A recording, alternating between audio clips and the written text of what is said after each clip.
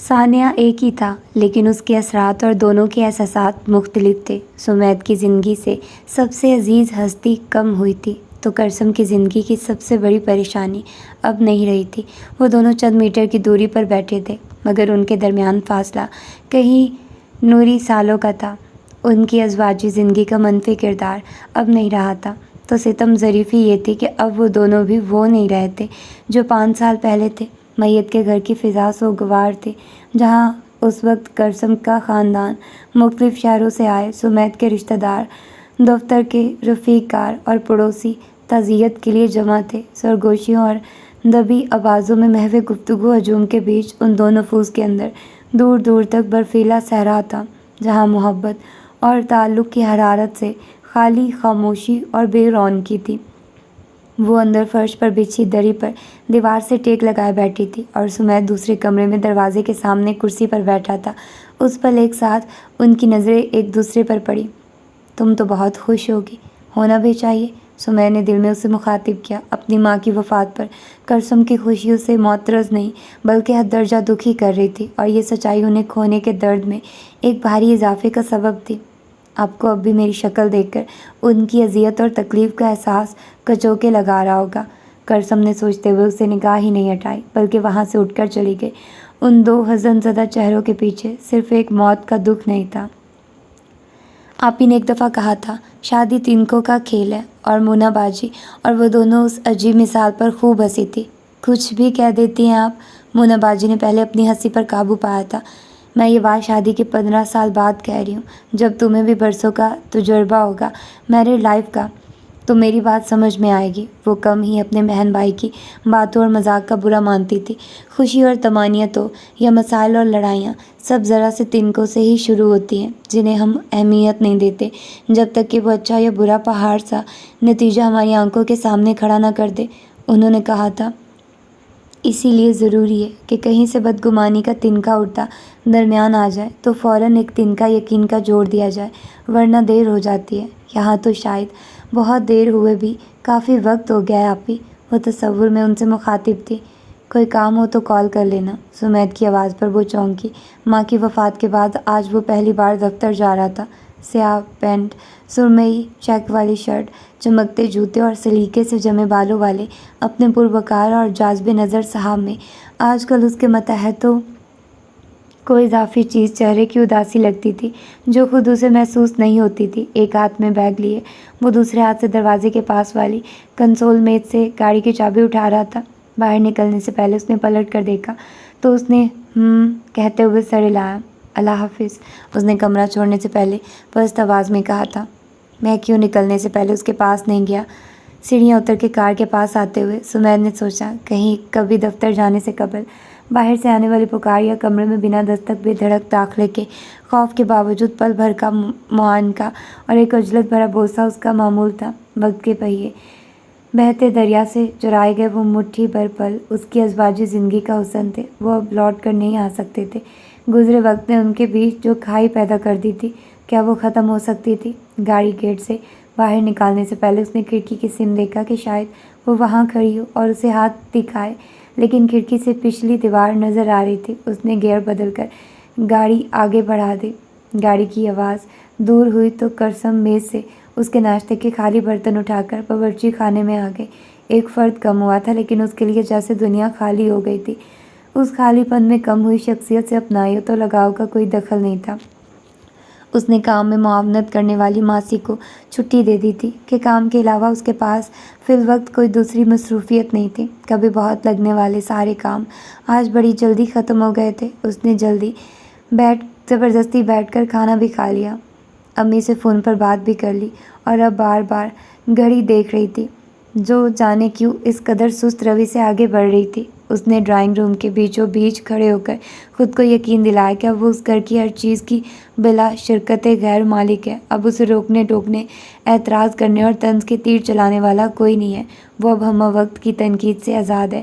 اب وہ ہے اور سمید ہے، مگر کسی ایک خیال پر بھی اس کے اندر جوش جاگا، نہ خوشی، اندر کوئی ہلچل مچی، نہ اطمینان ابھرا۔ وہ قنوطیت اور اداسی میں گھری تھی۔ اس نے آئینے میں اپنا جائزہ لیا اور سوچا ڈھنگ سے تیار ہوا جائے، مگر جب 5 منٹ تک الماری کا دروازہ کھولے کھڑے رہنے کے بعد بھی کسی ایک جوڑے کو چھونے یا نکالنے کا دل نہ کیا تو وہ پٹ بند کر کے بستر پر گر گئی۔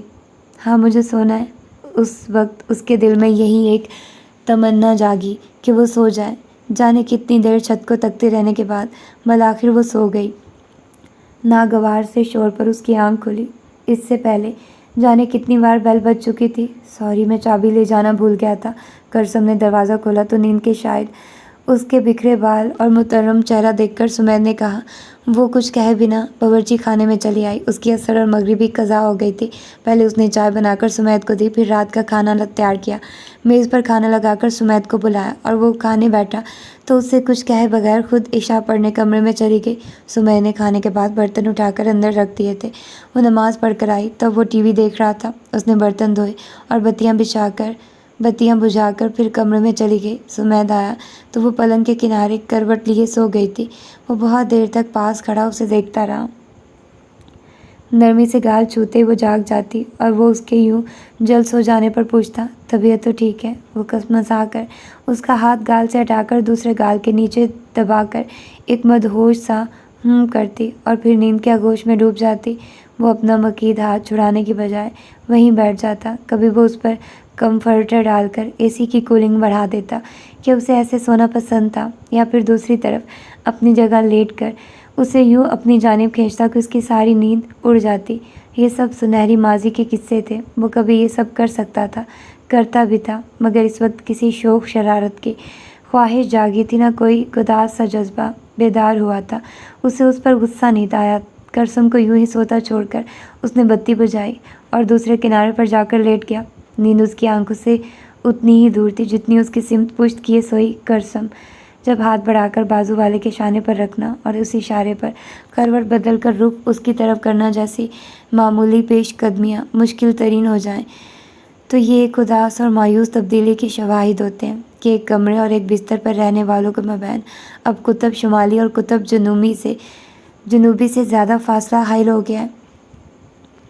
دلشاد بیگم کی وفات کو کئی دن ہو گئے تھے، مگر اس گھر کا کاروبار زندگی معمول پر آنے کے باوجود یہاں سے سوگواریت رخصت نہیں ہوئی تھی۔ وہ دونوں مشین کی طرح کام کرتے، وقت پر سو اور جاگ رہے تھے۔ وہ جذبات، احساسات آری تھے، ان کے درمیان گفتگو اتنی ہی کم ہوتی گئی جتنی اس کی نیند بڑھ گئی تھی۔ اسے کوئی اور کام سوچتا ہی نہیں تھا۔ کتنے خیال آوارہ بادل کی طرح ذہن سے گزرتے رہتے، مگر کوئی ٹکتا نہیں تھا، نہ برستا تھا کہ اس کے اندر کی کثافت اور پرانگندگی کچھ کم ہوتی۔ وہ لاکھ کوشش کرتی تب بھی کسی ایک سوچ پر ذہن مرتکز نہیں ہو پاتا، اور کچھ دیر جب توجہ دیتی تو پتہ چلتا وہ بہت دیر سے خالی الذہن بیٹھی ہے۔ اس کا خود پر توجہ دینے کا بھی دل نہیں ہوتا۔ گھر کے کام نپٹاتی اور سوتی رہتی۔ 2 بار امی اور مونا باجی بھی اس سے ملنے آئی تھی۔ انہوں نے اسے مشورہ دیا کہ وہ کچھ دن کے لیے میکے آ جائے، لیکن وہ اسی مردہ سی حالت میں وہاں بھی نہیں جا سکتی تھی۔ اس میں اس وقت باز پرس اور سوال جواب بھگتانے کا حوصلہ نہیں تھا۔ صرف سمید ہی نہیں، کسی اور کے ساتھ بھی باتیں کرنے کا سوچ کر اس پر وحشت سوار ہونے لگتی تھی۔ اس نے سمید کی تنہائی اور ضروریات کا بہانہ بنا کر میکے آنے سے معذرت کر لی۔ سمید بھی اسے ٹوکتا نہیں تھا۔ اٹھتا، تیار ہوتا، دفتر جاتا، واپس آ کر کھانا کھاتا، ٹی وی دیکھتا، نماز پڑھتا اور سو جاتا۔ ماں کی بیماری سے پہلے کچھ ماہ اس نے گھر، ماں اور بیماری سے دور جاپان میں گزارے تھے۔ وہاں بھی اس کا کچھ ایسا ہی معمول تھا۔ فرق اتنا تھا کہ وہ دلشاد بیگم اور کرسم سے فون پر بات کیا کرتا تھا، اور اب ایک ہی چھت کے نیچے ان کی آپس میں کوئی بات نہیں ہو رہی تھی۔ روز ایک دوسرے کو دیکھتے تھے، اس لیے حال چال اور خیر خیریت پوچھنے کی رسم بھی ختم ہو گئی تھی۔ وہ ایک دوسرے کے مقابل ہوتے اور درمیان میں بیٹھی اجنبیت منہ اتارے باری باری ان دونوں کی شکلیں تکتی رہتی۔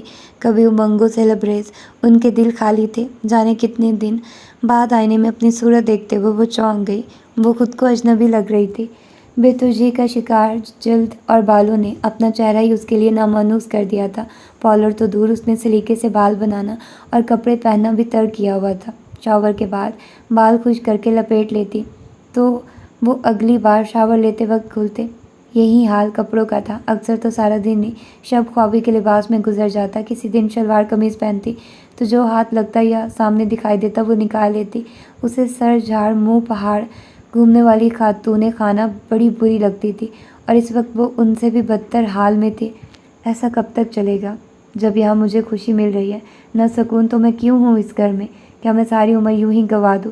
میری زندگی اتنی بے وقت تو نہیں۔ مجھے اپنی خواہش کے مطابق خوش رہنے اور زندگی انجوائے کرنے کا پورا حق ہے، اور اگر وہ یہاں نہیں ہے تو پھر اپنے بے حال اور بے رونق عکس نے اس نے اندر کی بات مات اور باشعور کرسم کو جھنجھوڑا تھا۔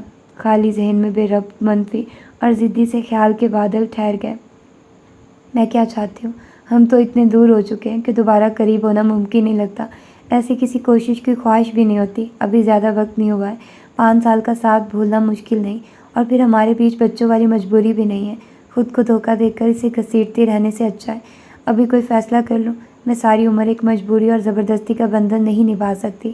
ہاں، میرے پاس راستہ الگ کر لینے کا اختیار ہے۔ میں کوئی مجبور و کمزور عورت تو نہیں ہوں۔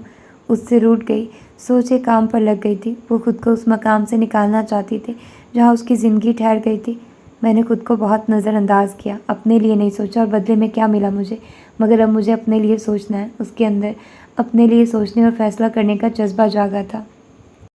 اس کے والدین کو سمیت کے پیام کی سب سے اچھی خوبی یہی لگی تھی کہ وہ اکلوتی اولاد تھا اور سسرال کے نام پر ایک ساس تھی۔ جوانی میں بیوگی کی چادر اوڑھنے کے بعد دلشاد بیگم نے تنہا بیٹے کی پرورش کی تھی۔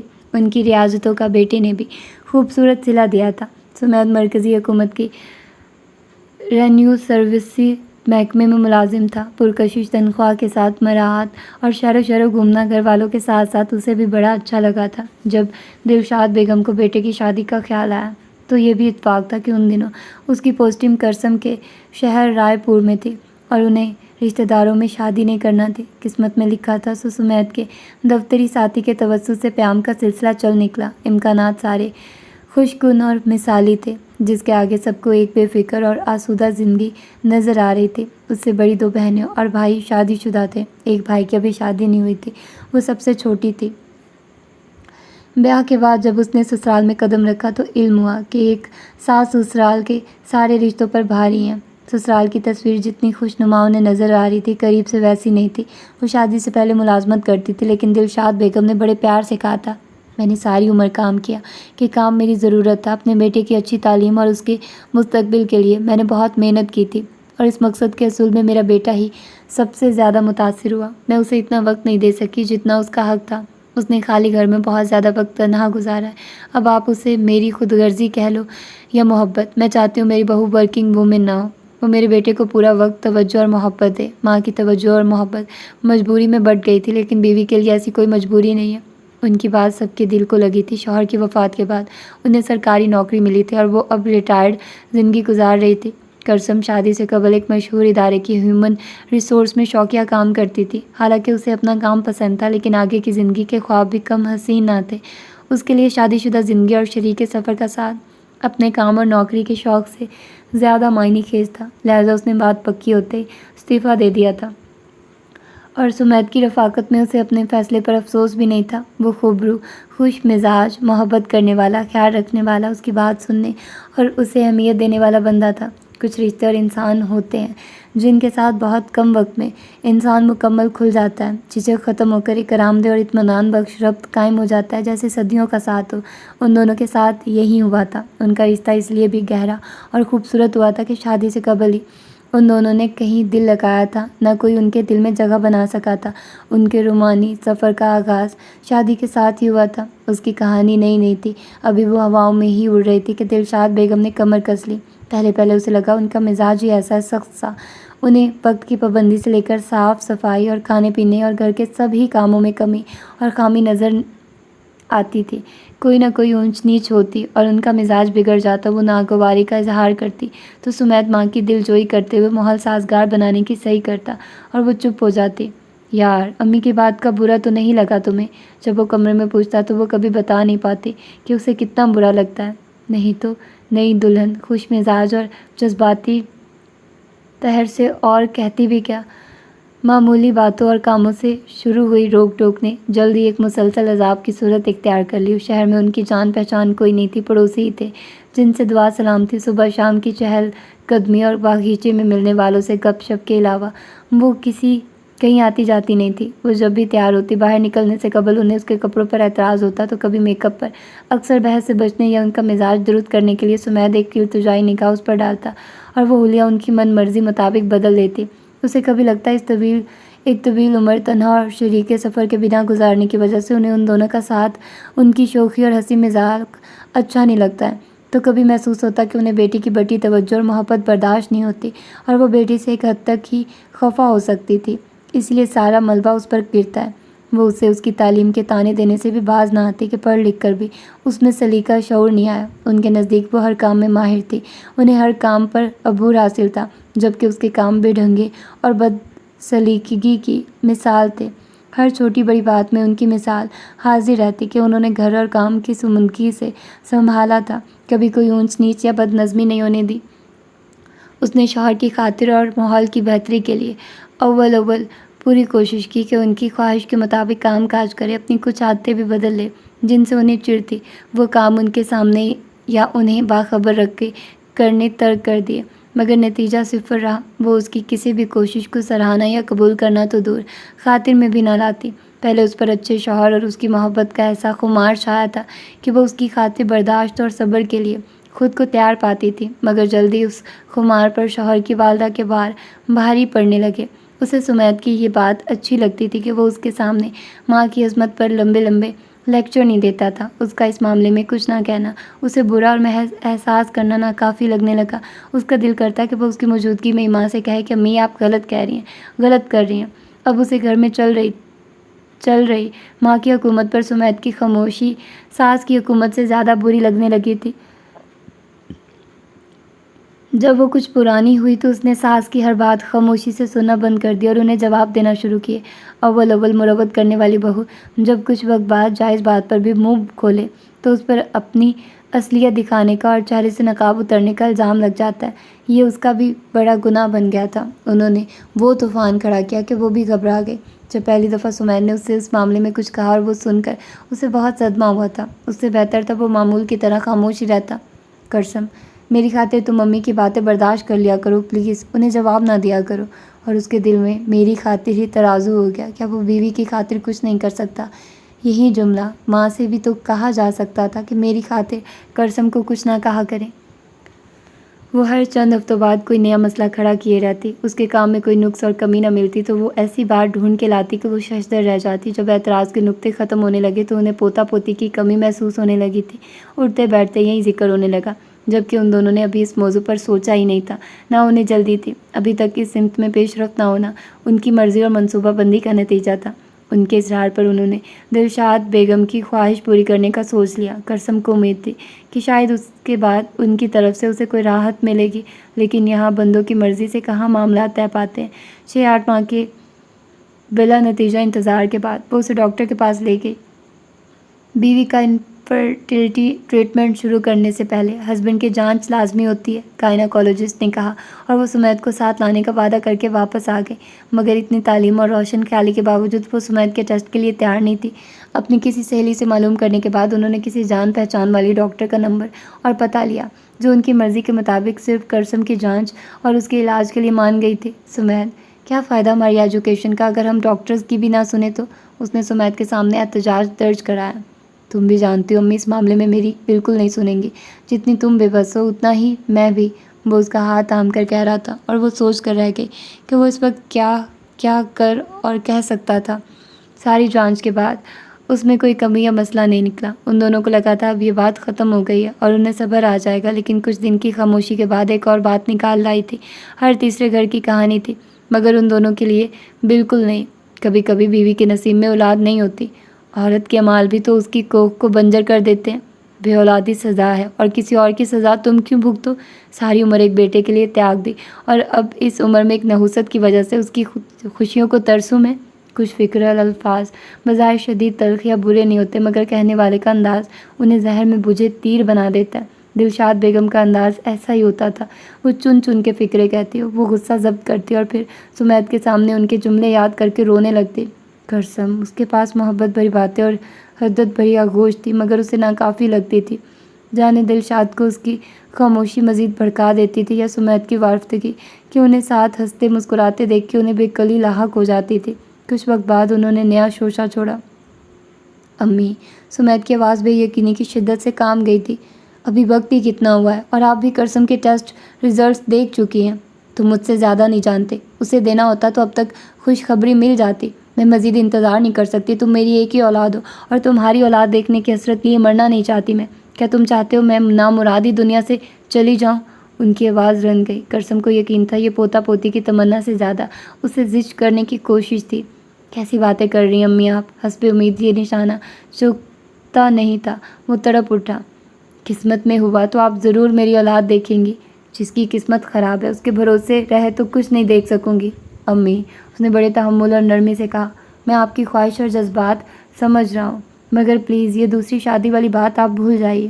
تمہیں ان کی خواہش کی پرواہ نہیں ہے امی؟ تمہیں ماں کی خواہش کی پرواہ نہیں ہے؟ ہے امی، لیکن دوسری شادی میری خواہش نہیں ہے، اس نے پہلے مرحلے پر ہی واضح کرنا مناسب سمجھا۔ یہ ضرورت ہے بیٹا، وہ بھی اس کی ماں تھی۔ امی، ابھی یہ باتیں قبل اس وقت ہے۔ اور اندر کرسم کا دل غوطے کھانے لگا۔ تو کیا وقت آنے پر؟ کمرے میں آج سمیت اسے یوں ساکت دیکھ کر ٹھٹک گیا۔ اسے امید نہیں تھی کہ اس نے سب سن لیا تھا۔ کرسم، اس نے اس کے کاندھوں پر ہاتھ رکھے، یہ کہنے کی ضرورت تو نہیں، لیکن تمہاری تسلی اگر اسی سے ہوگی تو میرا وعدہ ہے میں کبھی دوسری شادی نہیں کروں گا۔ بڑی فضول سی بات ہے یہ۔ کرسم نے اسے دیکھا، وہ پوچھنا چاہتی تھی، آنٹی نے قسم دے دی، مجبور کر دیا، تب تم پلیز اس بیکار بات پر پریشان نہ ہو۔ اس کے چہرے پر، اس کے آنکھوں میں محبت بھری یقین دہانی تھی۔ میری زندگی میں تمہارے علاوہ کبھی کوئی نہیں آئے گا، وعدہ۔ اس نے کرسم کو قریب کیا۔ اس پناہ گاہ میں اسے اس اچھی بات کا یقین کرنا ہی پڑا۔ لاکھ شکایتوں اور اندیشوں کے باوجود اس کی زبان سے ادا ہونے والے الفاظ پر اس کا مان بڑھ گیا تھا۔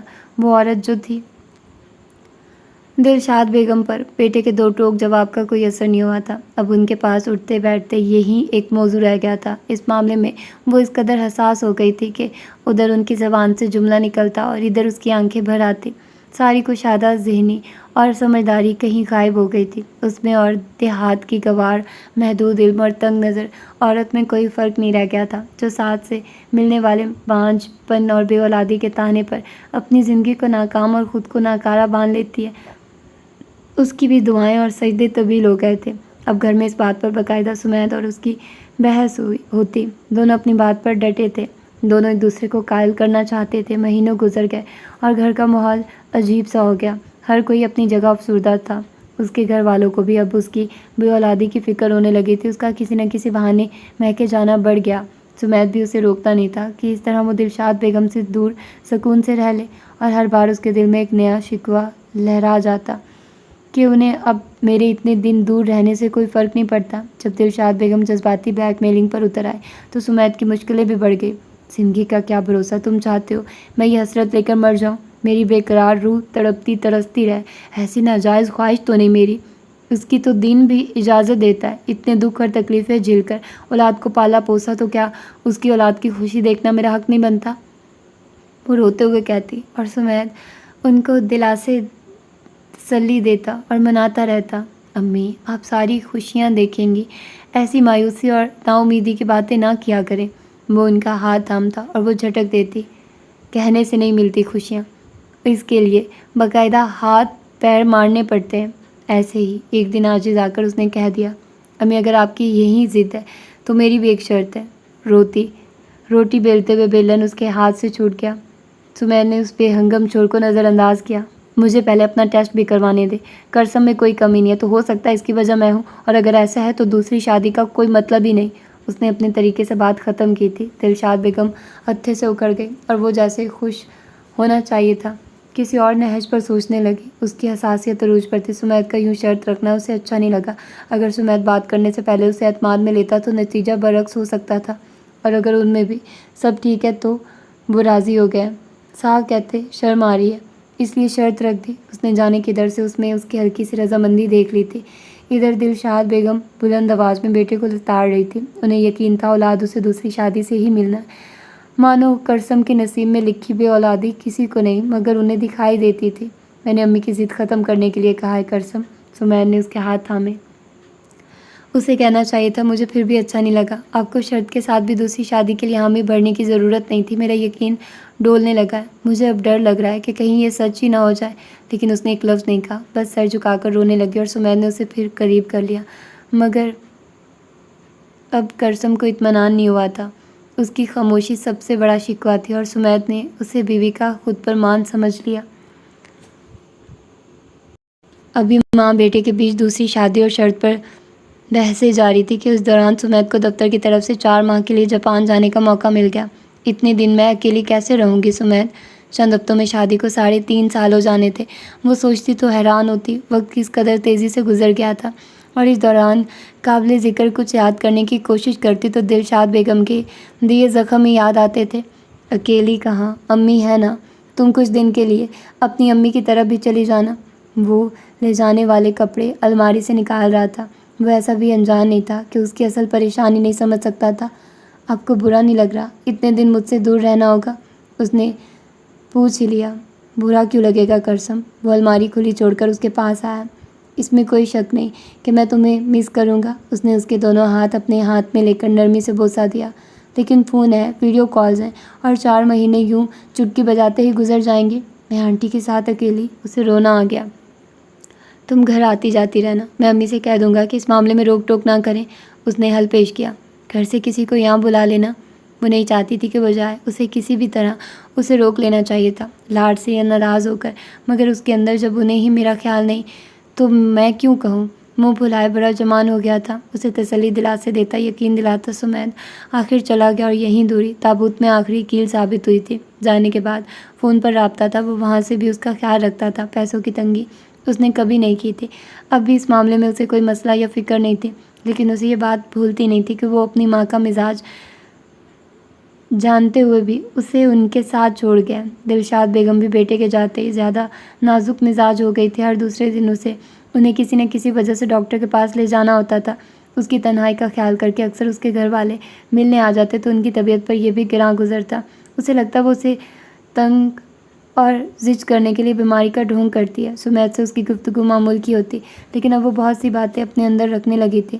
کیا فائدہ جب انہیں احساس اور پرواہ نہیں، سارا وقت یہ خیال اس پر حاوی رہتا، اور دل کی افسردگی جو کبھی سمیت کی قربت میں اس کی باتوں سے غائب اور ختم ہو جاتی تھی اب دائمی ہونے لگی تھی۔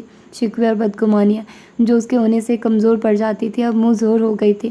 اس کا 4 ماہ کا دورہ مزید 4 ماہ کے لیے بڑھ گیا تھا، مگر اس دوران وہ 3 دن کے لیے ان سے ملنے آ کر گیا تھا۔ اب یوں ہوتا ہے، دلشاد بیگم کی زبان چلتی رہتی، کبھی بیٹے کی یاد میں، کبھی اس کی خامیوں اور برائیوں پر، تو کبھی اپنی بد نصیبی پر۔ اب وہ تنہا بیٹھی اپنے خیالات بلند آواز میں بیان کرتی تھی۔ کرسم عادی ہو گئی تھی۔ اس دوران اس نے بھی خود کو مصروف رکھنے فری لانسنگ شروع کر دی تھی، پھر بھی اس کے لیے وقت رک سا گیا تھا کہ وہ ایک سی کیفیت اور حالات میں گھری تھی۔ دلشاد بیگم کے ساتھ ہر دن پہلے سے زیادہ مشکل ہوتا جا رہا تھا، اور دور بیٹھے شوہر کے پاس وہی باتیں اور وہی سوال تھے جن میں اس کی دلچسپی گھٹتی جا رہی تھی۔ جلد ہی واضح ہوا کہ دلشاد بیگم کی بیماریاں ڈھونگ نہیں تھیں۔ ڈاکٹر کی تجویز کردہ کچھ ٹیسٹ کی نتائج اچھے نہیں تھے۔ اس نے سمیت کو بتایا، وہ سب سمیٹ کر اگلے 5 دنوں میں واپس آ گیا۔ ابھی وہاں اس کے کیمپ کا وقفہ باقی تھا، لیکن ماں سے بڑھ کر کچھ نہ تھا۔ وہ پستان کے سرطان میں مبتلا تھی۔ واپس آنے کے بعد وہ ہسپتال کے چکر اور ماں کی خدمت میں ہی گھن چکر بنا رہا۔ دفتر کے بعد اس کا باقی سارا وقت دلشاد بیگم کے ساتھ گزرتا تھا۔ زیادہ وقت وہ کہیں دن کے لیے ہسپتال میں داخل ہوتی تھی۔ اس کے اندر انہیں یوں چھوڑ جانے کا احساس جرم بھی تھا۔ اسے لگتا کہ اگر وہ یہاں موجود ہوتا تو جلد ان کا پتہ لگ سکتا تھا۔ اسے کبھی کرسم پر بھی غصہ آنے لگتا، یہ جانتے ہوئے بھی کہ اس نے ہمیشہ انہیں بروقت طبی مدد اور سہولت پہنچائی تھی۔ اس کا دل کرسم کو بھی قصوروار گرداننے لگتا۔ اس کا لاشعور اس طرح اپنا بوجھ اور احساس جرم کم کرنے کی کوشش کرتا تھا۔ ماں کی محبت اور اپنے احساس جرم اور اس کی تلافی میں وہ بیوی سے غافل ہوتا گیا۔ یہ ایسا وقت بھی نہیں تھا کہ کرسم شکایت کرتی۔ وہ بیٹے کا قرض پورا کر رہا تھا اور ان کی آخری سانس تک وہ ان کی خدمت کرتا رہا۔ اس کی زندگی میں دفتر اور ماں کے علاوہ کچھ تیسرا تھا ہی نہیں۔ آخری دنوں میں اس نے دفتر سے لمبی چھٹیاں لے لی تھی، وہ بھی ان کے درمیان سے یوں ہٹ گئی مانو کبھی تھی ہی نہیں۔ دلشاد بیگم کو اس حال میں بھی اس پر غصہ آتا تھا۔ بیماری اور دوائیوں نے ان کا مزاج مزید چڑچڑا کر دیا تھا۔ آخر میں تو ان میں توانائی تھی، نہ وہ بول سکتی تھی۔ اس کا دل ماں بیٹے دونوں کو دیکھ کر دکھتا تھا۔ جس دن ڈاکٹر نے ان کی زندگی کے بقیہ دنوں کی گنتی بتائی تھی، وہ گھر آ کے روتا رہا تھا۔ کرسم نے پہلی بار کسی مرد کو یوں بچوں کی طرح پھوٹ پھوٹ کے روتے دیکھا تھا۔ کاش میں جاپان نہ جاتا تو ایسی لاپرواہی نہ ہوتی۔ اس کی آواز ملال سے چور تھی۔ یہ قسمت کی بات ہے سمیت، آپ خود کو دوش نہ دیں۔ اس نے تسلی دی۔ کیسے دوش نہ دوں؟ وہ میری ذمہ داری تھی، کوئی اور ان کا میری طرح خیال نہیں رکھ سکتا۔ اگر میں یہاں ہوتا تو یہ مرض جلد ڈائیگنوز ہو سکتا تھا۔ تو وہ کہہ رہا تھا اور کرسم بے اختیار اس سے دور ہوئی۔ آپ کہہ رہے ہیں میں نے ان کا خیال نہیں رکھا، مرض کی تشخیص میں دیر میں نے کی؟ میں یہ نہیں کہہ رہا تھا، مگر تم جو کہہ رہی ہو وہ غلط بھی نہیں ہے۔ وہ تھکا سا گویا ہوا اور کرسم کو اپنے کانوں پر یقین نہیں آیا۔ یہ الزام ہے سمیت مجھ پر؟ اس کی آواز تیز ہو گئی تھی۔ انہیں اکیلے میں نے کیسے برداشت کیا؟ میں جانتی ہوں، ہر ہفتہ انہیں اسپتال لے کر دوڑی ہوں۔ ان کی باتیں، ان کا بگڑا مزاج، سب میں نے سہا ہے۔ تم تو وہاں دور بیٹھے مزے کر رہے تھے، جبکہ میں مزے کر رہا تھا؟ اس نے حیرانی سے ہاتھ اپنے سینے کی طرف اشارہ کیا۔ واہ، اور اس لیے تم اس کا بدلہ امی سے لے رہی تھی؟ آپ میری بات کو غلط رنگ دے رہے ہیں۔ ابھی تم نے خود اپنی زبان سے کہا ہے کہ تم برداشت کر رہی تھی، سہ رہی تھی، اور یہ فطرت ہے کہ انسان مشکلوں اور بوجھ سے چھٹکارے کی کوشش کرتا ہے۔ تم نے سوچا ہوگا اچھا یہ جلد جان چھوٹے۔ اس کا غصہ بتدریج بڑھ رہا تھا۔ یہ صلہ دے رہے ہیں آپ مجھے؟ اس کی آواز دکھ اور غصے سے کانپ رہی تھی۔ اتنے سال میں نے اتنا سب برداشت کیا، آپ کی خاطر اتنا کچھ سہا۔ تمہیں لگتا ہے صرف تم نے برداشت کیا اور سہا؟ تمہاری خاطر میں نے کچھ نہیں کیا۔ آج دونوں ہی کچھ دل میں نہیں رکھنا چاہتے تھے۔ کیا کیا آپ نے سمیت؟ ساری قربانیاں اور خاموشیاں میری ہیں۔ اس رشتے میں اول دن سے صرف میں پس رہی ہوں۔ یہ کرسم، یہی تمہاری غلط فہمی ہے کہ تم اور صرف تم نے قربانی دی، برداشت کیا، اور اسی الزام میں تم نے امی کو نظر انداز کیا۔ وہ ہاتھ اٹھا کے کہتا اسے اور اشتعال دلا رہا تھا۔ اور آپ کے الزام میں مجھے گھر میں تنہا چھوڑ کے گئے تھے۔ اس کے بعد اتنا بڑا الزام کہ میں نے جان بوجھ کر آنٹی کا خیال نہیں رکھا۔ ان کی اس حالت کی ذمہ دار میں ہوں۔ یہ سچ ہے کہ میں یہاں ہوتا تو اتنی دیر نہیں ہوتی۔ اور وہ بھی غصے میں ہی تھا۔ ہاں تو رہنا چاہیے تھا نا آپ کو یہاں، کیوں چھوڑ کر گئے تھے انہیں میرے پاس؟ آپ کی ماں تھی، وہ میری نہیں۔ کرسم کو احساس نہیں تھا، وہ چیخ رہی تھی۔ یہی تمہاری سوچ کہ وہ صرف میری ماں ہے، تمہاری غفلت کی وجہ سے۔ میں نہیں، آپ غافل تھے۔ ہاں، اور اس غلطی کی سزا اب عمر بھر بھگتوں گا۔ یہ افسوس میری زندگی کا داغ بن گیا کہ کیوں انہیں تمہارے بھروسے پہ سے چھوڑ گیا تھا۔ سمیت کی آواز اس سے بلند تھی۔ واہ سمیت، میں نے اتنا کچھ چپ چاپ سہا، یہاں تک کہ آپ کی ٹیسٹ والی شرط پر شادی کی بات بھی سہ گئی، اور آپ مجھ پر یہ تہمت لگا رہے ہیں۔ آپ کو میری قربانیاں، میرا صبر دکھائی نہیں دے رہا؟ شادی والی بات صرف تم سہ گئی؟ کبھی سوچا میں نے تمہاری وجہ سے اپنی ماں کو اس خوشی سے محروم رکھا؟ کیا پتہ دوسری شادی سے انہیں وہ خوشی مل جاتی، وہ یوں حسرت لیے دنیا سے نہ جاری ہوتی۔ کرسم کے اندر یک بیک سب کچھ ڈہ گیا۔ یہ ان کی زندگی کی پہلی شدید اور چیخنے چلانے والی لڑائی تھی۔ اس کے بعد ان دونوں نے ضروری کام کے علاوہ کوئی بات نہیں کی، یہاں تک کہ سرجری اور کیمو تھراپی کے باوجود تشخیص کے 7 ماہ اور 2 ہفتے بعد دلشاد بیگم نے ہمیشہ کے لیے زندگی ہار دی۔ سمیت ڈرائنگ روم کے صوفے سے اسے باورچی خانے میں کام کرتے دیکھ رہا تھا۔ گھر میں ہمیشہ 3 بندے تھے۔ جب اس کی شادی ہوئی تب اس شہر میں پوسٹنگ کو زیادہ دن نہیں ہوئے تھے۔ اجنبی شہر اور اجنبی لوگ تھے، لہٰذا پڑوس کے علاوہ دلشاد بیگم شاد ہی کہیں آتی جاتی تھی۔ ایسے میں ان سے نظر بچا کر خوبصورت پل چرانے اور شرارت کرنے میں اسے مزہ آتا تھا۔ یہ مسروقہ لمحے بڑے موہنے ہوتے تھے۔ کرسم ڈرتی تھی کہ ساس کسی دن پکڑ ہی نہ لے، مگر اس کا ساتھ بھی دیتی تھی۔ صبح چائے کا کپ رکھنے کے بہانے باورچی خانے میں جا کر چھیڑخانی ہو یا ٹی وی دیکھتے ہوئے صوفے کے پیچھے سے ہاتھ اس کی گردن تک لے جانا، اسے سب کچھ یاد آ رہا تھا۔ لیکن ان گم گشتہ لمحوں کی یاد نے بھی اس وقت اس کے اندر اٹھ کر کرسم کے پاس جانے کی خواہش کو بڑا شگفتہ نہیں کیا تھا۔ اس کی واپسی جن حالات میں ہوئی تھی وہ مشکل اور آزمائش کا وقت تھا۔ اس کے بعد ماں کا جانا بھی بڑا سانحہ تھا۔ ایک دوسرے کی پرواہ کرنے والے مصیبت کی گھڑی میں قریب ہو جاتے ہیں، ایک دوسرے کے لیے ہمت اور تشفیع بن جاتے ہیں، مگر ان دونوں کے ساتھ ایسا نہیں ہو سکا تھا۔ ان کی شادی شدہ زندگی کی سب سے بدصورت تلخ کلامی اور لڑائی اس دور میں ہوئی تھی۔ اس کے بعد وہ دور ہوتے گئے، اور اب تو جیسے اجنبی ایک چھت تلے رہ رہے تھے۔ دفعتاً اسے بے چینی نے گھیر لیا۔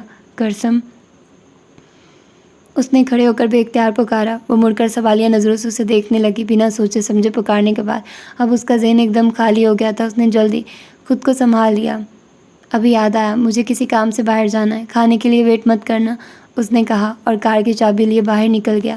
کرسم نے گہرا سانس لے کر تازہ گوندے آٹے کو دیکھا، پھر ہاتھ دھو کر اسے فریج میں رکھنے کے لیے ڈبہ نکالنے لگی۔ اسے برا لگا تھا، نہ کوفت ہوئی تھی۔ اچھا ہی ہے، جاگنے اور ساتھ بیٹھ کر کھانے سے بچت ہو گئی۔ ساری بتیاں بجھا کر خوابگاہ میں آتے ہوئے وہ سوچ رہی تھی، راستوں پر دوڑ رہی کار کے ہمراہ اس کی سوچیں بھی دوڑ رہی تھی۔ ہم کب اور کیسے اس مقام پر پہنچ گئے؟ آج وہ حیران تھا، حالانکہ یہ چند دنوں میں نہیں ہوا تھا۔ اب تو کوئی مسئلہ نہیں رہا، پھر ہم نارمل کیوں نہیں ہو رہے؟ یہ فاصلہ ہم سے سمٹ کیوں نہیں رہا؟ ہم اسے ختم کر کے دوبارہ پہلے جیسے ہو سکتے ہیں، لیکن یہ اتنا مشکل کیوں لگ رہا ہے؟ یہ تو آئیڈیل سچویشن ہے کرسم اور میں، لیکن یا اب وہ موڑ آ گیا ہے؟ نہیں، ایسا نہیں ہو سکتا۔ مانا ہمارے بیچ بہت کچھ ٹھیک نہیں، لیکن ایسا بھی نہیں کہ اسے سنبھالا نہ جا سکے، یہ ٹھیک نہ ہو سکے۔ مجھے کرسم کی ضرورت ہے۔ ضرورت؟ خیال کی بہتی کشتی اچانک ہچکولے کھانے لگے۔ ہمارا تعلق ضرورت کا تو نہیں۔ مجھے کرسم سے محبت تھی، مجھے اب بھی اس سے محبت ہے، مگر اس مگر کے آگے ایک الجھن تھی۔ اس کے اندر جذباتی سطح پر کشمکش تھی۔ وہ کرسم کی طرح کوڑا اور خالی نہیں تھا۔ محبت صرف یہ کافی بھی نہیں، ورنہ ہم یوں اجنبی نہ ہوتے۔ پھر کیا پیچھے چھوٹ گیا؟ کیا مسنگ ہے؟ اس نے سر پیچھے لگا کر آنکھیں بند کر لی۔ تصور اسے وہ سب دکھانے لگا جو پیچھے چھوٹ گیا تھا۔ 5 سالوں میں فاصلے اور مسافت گویا 5 صدیوں کی تھی۔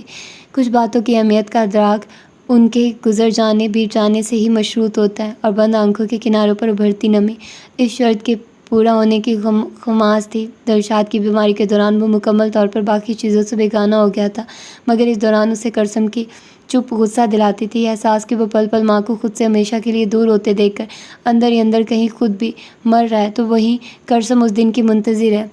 بعد میں وہ یہ خیال چٹک کے خود کو سرزنش بھی کرتا تھا، لیکن یہ اور اس قسم کی منفی اور تکلیف دہ سوچوں سے بچ بھی نہیں پاتا تھا۔ اس کے اندر کرسم کی بے حسی پر غصہ تھا۔ وہ چاہتا تھا وہ بھی اس کی ماں کے پاس آئے، بیٹھے وقت گزارے، مگر وہ دور ہی رہی۔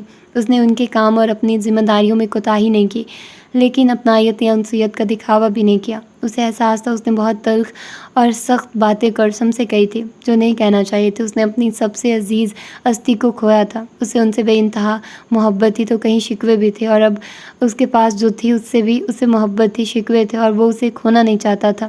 وہ معمول کی طرح پلنگ کے کنارے پر اس کی سمت پیٹ کیے سو چکی تھی۔ نیند میں بھی اس کے چہرے پر اندرونی اضطراب اور بے سکونی سا تاثر پھیلا رکھا تھا۔ اس کے خشک ہونٹ اور روکھے ہٹے بال نظر انداز کیے جانے پر نالا سے تھے۔ بستر پر محو استراحت وجود میں ہمیشہ اپنا خیال رکھنے والی کرسم کی پرچھائی بھی نہیں تھی۔ چند پلو سے دیکھنے کے بعد سمیت نے کمفرٹر اس کے کاندھے تک پھیلا کر اے سی کی کولنگ بڑھا دی اور خود لباس تبدیل کرنے چلا گیا۔ اگلی شب وہ پانی کا جگ پلنگ کے ساتھ والی میز پر رکھ کر روز کی طرح باہر جا رہی تھی کہ سمیت نے پکارا، کرسم۔ وہ رک گئی مگر پلٹی نہیں۔ کیا ہم بات نہیں کریں گے؟ اس نے بہت نرمی سے پوچھا تھا۔ کون سی بات؟ وہ پلٹ کر اسے دیکھنے لگی۔ کہ ہم اجنبیوں کی طرح کیوں رہ رہے ہیں؟ ہم نے کب سے ایسے ہی رہ رہے ہیں سمیت، تو کیا آگے بھی ایسے ہی رہیں گے؟ پتہ نہیں، کرسم نے سچ کہا تھا۔ ہم مل کر جواب تلاش نہیں کر سکتے؟ سمیت کا سوال پل کی بنیاد کی پہلی اینٹ ہو سکتا تھا۔ مل کر؟ یہ سننے میں بھی اجنبی لگ رہا ہے۔ اس کا انداز سادہ تھا۔ اس نے اینٹ رکھنے کو جگہ نہیں دی۔ ہم کوشش کریں تو اسے مانوس بنا سکتے ہیں۔ کوشش کی بھی خواہش نہیں ہوتی اب۔ اس کے اندر باہر سب جگہ ایسی ہی یاسیت تھی جیسی اس کے لفظوں سے سائر ہو رہی تھی۔ سمیت کے الفاظ اس کے الزام بھولتے نہیں تھے۔ جب خواہش ہو میں یہی ہوں، یہ اس نے خود کو آس دلائی تھی۔ کرسم نے کچھ نہیں کہا اور باہر نکل گئی۔ وہ کلائی آنکھوں پر رکھ کر لیٹ گیا۔ کرسم نے باورچی خانے اور ہال کی ساری بتیاں بجھائی اور صوفے پر بیٹھ گئے۔ اب ماں نہیں رہی تو میں یاد آئی ہوں۔ خود کو تنہائی نے ستایا تو بھی خیال نہیں آیا کہ میں کب سے تنہا ہوں۔ اب اپنی غرض اور ضرورت کو کتنی بھی محبت اور نرمی سے میرے سامنے پیش کرے سمیت، مجھے کوئی فرق نہیں پڑتا۔ اس کی ساری کسیلی تھی۔ وہ اس سے پہلے سو جاتی تھی، لیکن جس دن ایسا نہ ہوتا وہ اس وقت تک یہاں بیٹھی رہتی جب تک یقین نہیں ہو جاتا کہ سمیت سو گیا ہوگا۔ بیٹھے بیٹھے بھی ذہن ماضی میں چلا جاتا تو کبھی مستقبل کو سوچنے کی ناکام کوشش کرتا۔ اکثر تو وہ خالی الذہن اندھیرے میں آنکھیں گاڑے بیٹھی رہتی۔ دلشاد بیگم کی بیماری سے پہلے وہ جاپان میں تھا، اور آنے کے بعد بھی سمیت کا زیادہ بلکہ سارا وقت ان کے ساتھ گزرتا تھا۔ وہ جانے رات کے کس پہر ان کے پاس سے اٹھ کر اٹھ کر آتا تھا۔ اسے کمرے میں تنہا رہنے کی عادت ہو گئی تھی۔ صبح اسے بے خبر سویا دیکھ کر وہ اپنے کام سے لگ جاتی۔ اب سمیت کو اپنے سے پہلے کمرے میں دیکھ کر اسے عجیب سی الجھن ہوتی تھی۔ کبھی کبھی غصہ بھی آنے لگتا تھا۔ شادی کے اولین دنوں میں انہیں جس خلوت کی آرزو ہوتی تھی اب عمر بھر کے لیے میسر تھی، لیکن ارمان اوائل دن والے نہیں رہے تھے۔ سمیت کا ذہن اگر رشتے کو بچانے کی سمت چل پڑا تھا تو اس کا مخالف سمت، اسے اس کھوکھلے تعلق کو گھسیٹنا نہیں چاہیے۔ وہ گھر میں اعلان نہیں کر سکتی، لیکن کسی کو اس کے ارادوں سے باخبر کرنا بھی ضروری تھا۔ لہٰذا اس نے مونا باجی اور آپی سے کہہ دیا کہ وہ سنجیدگی سے اس رشتے کو قائم رکھے یا یہیں ختم کر دے، سوچ رہی ہے۔ سنتے ہی مونا باجی نے فوراً حمایت کی، تمہارا رشتہ پہلے ہی ختم ہو گیا، ورنہ تمہیں یہ خیال نہ آتا۔ اچھا یہ زبردستی کھینچنے سے پہلے کوئی فیصلہ کر لو۔ تم پڑھی لکھی ہو، جب چاہو نوکری کر کے اپنا بوجھ خود اٹھا سکتی ہو۔ شادی کیا صرف اس لیے کرتے ہیں کہ شوہر بیوی کا بوجھ اٹھائے؟ آپی نے پوچھا۔ نہیں تو پھر اسی ایک بات کو پرچم کی طرح لہرا کر الگ ہونے کی سفارش بھی نہیں کرنا چاہیے۔ انہوں نے رخ کرسم کی سمت کیا۔ وہ اس کی بات سن کر ایک دم سنجیدہ ہو گئی تھی۔ ابھی ایک بہت بڑا صدمہ اور سانحہ گزرا ہے۔ تم دونوں ہی اس وقت جذباتی طور پر سٹیبل نہیں ہو، اس لیے جلد بازی میں فی الحال کوئی فیصلہ نہ کرو۔ مانا تمہاری ساتھ سے خاص اٹیچمنٹ نہیں تھی، مگر سمیت کا تو سب کچھ وہیں تھی، اور موت کو اتنے قریب سے دیکھنا ہر کسی پر اثر انداز ہوتا ہے، اور تمہارے گھر میں تو تم دونوں کے علاوہ کوئی ہے بھی نہیں، اس لیے زیادہ ہی اثر ہوا ہوگا۔ آپی کا مشورہ مونا باجی سے مختلف تھا۔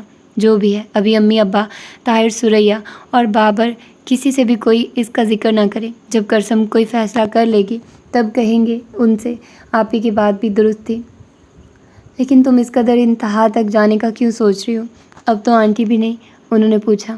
آنٹی نہیں ہے تو اب میں بھی وہ نہیں رہی آپی۔ انہوں نے اپنی زندگی میں ہی ہمارے بیچ اس قدر فاصلے اور اجنبیت بھر دی ہے کہ سمیت کے لیے مجھے اب کچھ محسوس نہیں ہوتا۔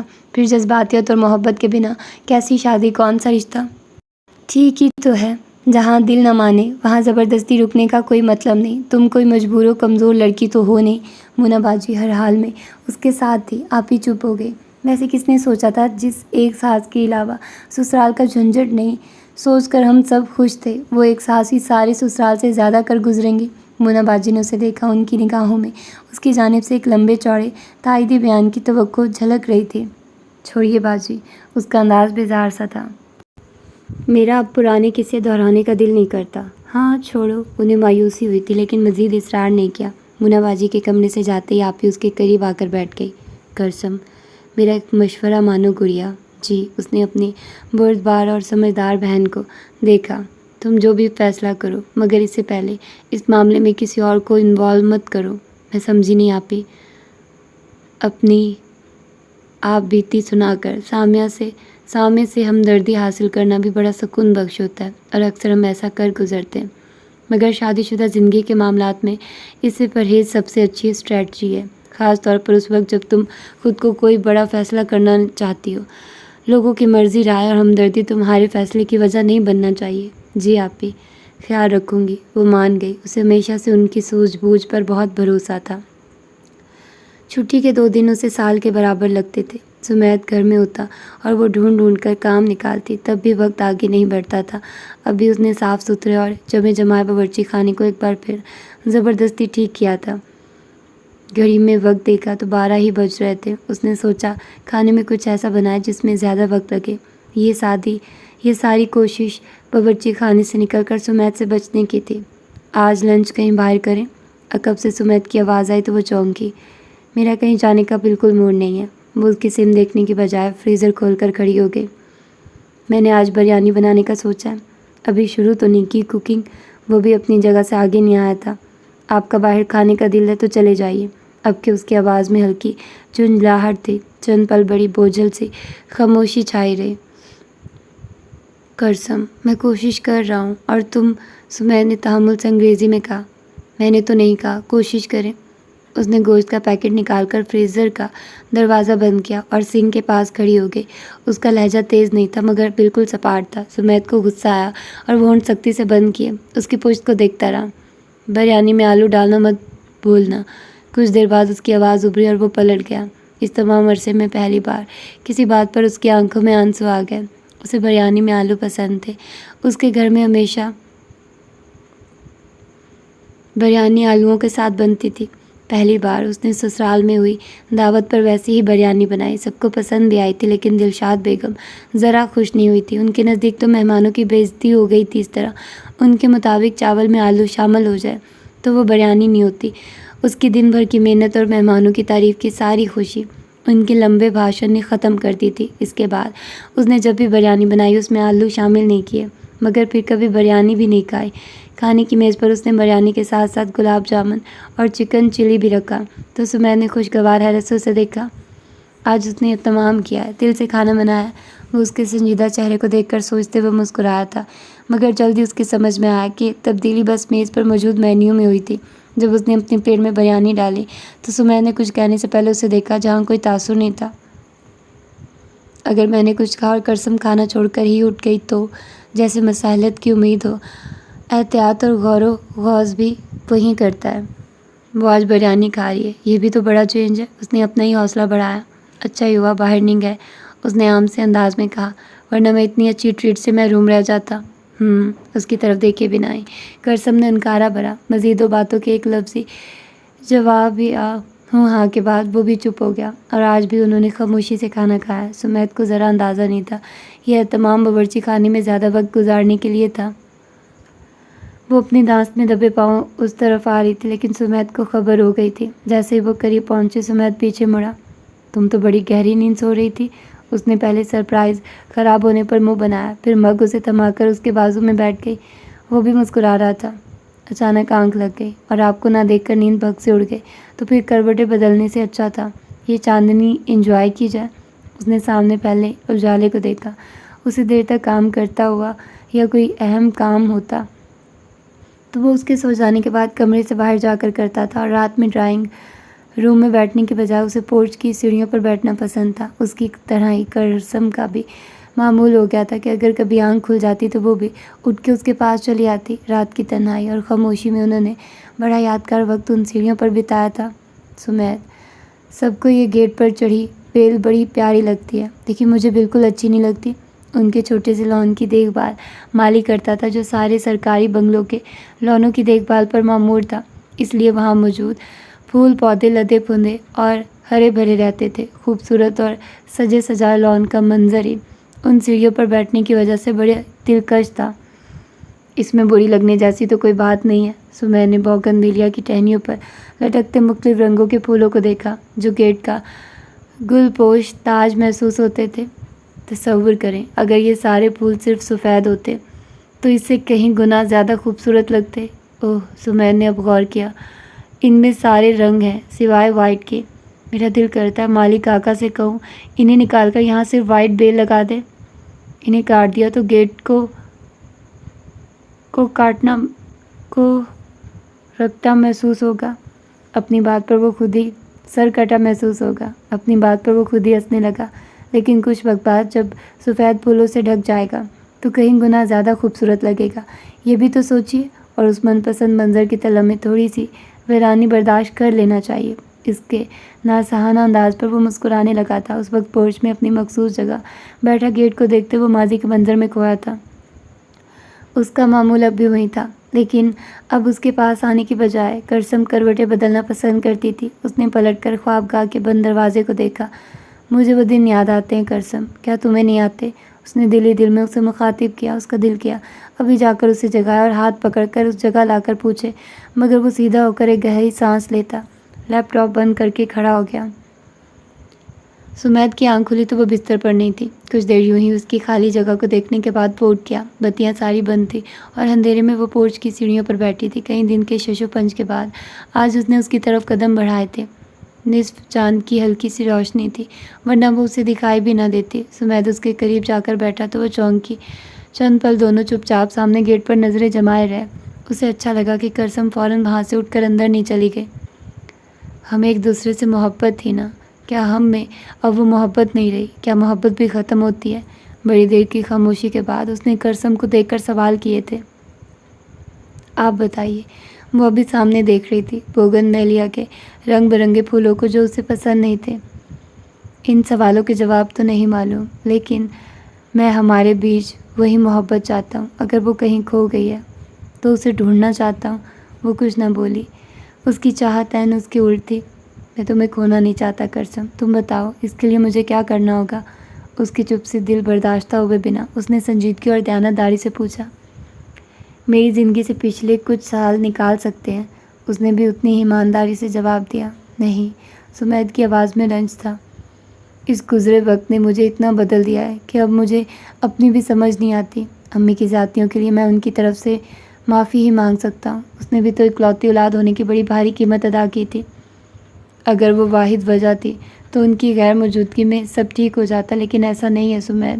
ہمارے درمیان دیوار کی پہلی اینٹ انہوں نے رکھی تھی، لیکن اس کے بعد دیوار کا قد صرف انہوں نے نہیں بڑھایا، ہم وقت کی تنہائی نے۔ اب اس کی سوچوں کو سمت تو عطا کر دی تھی اور وہ اس کو سیدھا دیکھ رہی تھی، اس کی نگاہ ادھر ادھر بھٹکنے راضی نہ تھی۔ سمیت نے افسوس اور دکھ سے اسے دیکھا۔ فکر، پرواہ، محبت جیسے احساس اور جذبے درمیانی رابطے کے بنا محض الفاظ ہیں۔ اسے اب ادراک ہوا تھا۔ مجھے اب بھی تم سے محبت ہے کرسم، اس نے کہا اور ساتھ ہی آنکھیں نم ہو گئی۔ مجھے کیوں محسوس نہیں ہوتی؟ اتنے دنوں بعد اندر کہیں جنبش ہوئی اور آنسو اس کے گالوں پر لڑکنے لگے۔ میں نے بہت دنوں سے تمہیں احساس دلانے کی کوشش نہیں کی، اس لیے۔ اسے کوئی الزام دینے کے بجائے سمیت نے اعتراف کیا۔ I love you, I really love you. اس کی انگلیاں کرسم کے گالوں پر پھسلی۔ کبھی اس لمحے سے اس کے اندر جگنو اور تتلیاں امڑ آتی تھی، شکوے قرابت کے پردے کے پیچھے اوجھل ہو جاتے تھے، مگر اس وقت ایسا کچھ نہیں ہوا تھا۔ مجھے بھی محبت تھی سمیت، مگر اب سمجھ میں نہیں آتا۔ اس کے آنسو اور تیزی سے گرنے لگے۔ تھی نا تو یہیں کہیں ہوگی، مل جائے گی، وہ پوری امید تھا۔ میرے اندر اس کی تلاش کی تمنا ہی نہیں۔ کرسم سے یقین اور راز سب چھن گئے تھے۔ سمیت نے اس کی رخسار خشک کر کے اپنی نم انگلیاں ہٹا لی۔ تو اب ہم کیا کریں؟ یہ سوال بے ساختہ اس کی زبان سے ادا ہوا تھا۔ کرسم کے چہرے پر ہلکی حیرت پھیلی۔ فیصلہ اسے کرنا تھا، اس میں اچانک ہم کیسے شامل ہو گیا؟ کیا ہم اب ایک دوسرے کے ساتھ خوش نہیں رہ سکتے؟ کرسم کے پاس اس کا جواب نہیں تھا۔ اس سوال کے جواب میں ہمارا فیوچر ہے۔ سمیت اس کے جواب کے لیے رکا بھی نہیں تھا۔ میں تمہارے ساتھ خوش رہنا چاہتا ہوں۔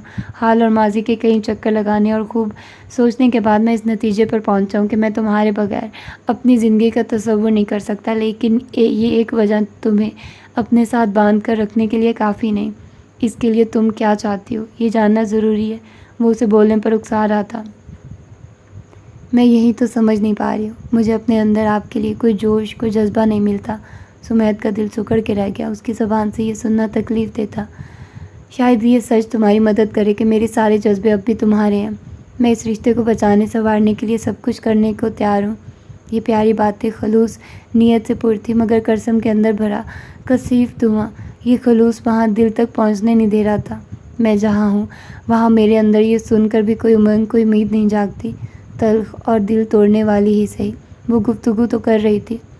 میں انتظار کر سکتا ہوں کرسم، تم بھی خود کو وقت دو۔ جب تمہیں لگے تم ریڈی ہو، ہم بیٹھ کر اپنے رشتے کا پوسٹ مارٹم کریں گے تاکہ فیصلہ کر سکے اس میں نئی جان پھونکی جا سکتی ہے یا اس کی آخری رسومات ادا کرنے کا وقت ہو گیا۔ اس نے خود کو ہر فیصلہ قبول کرنے کے مقام پر پیش کیا تھا۔ بہت دیر ہو گئی ہے، آؤ سو جائیں۔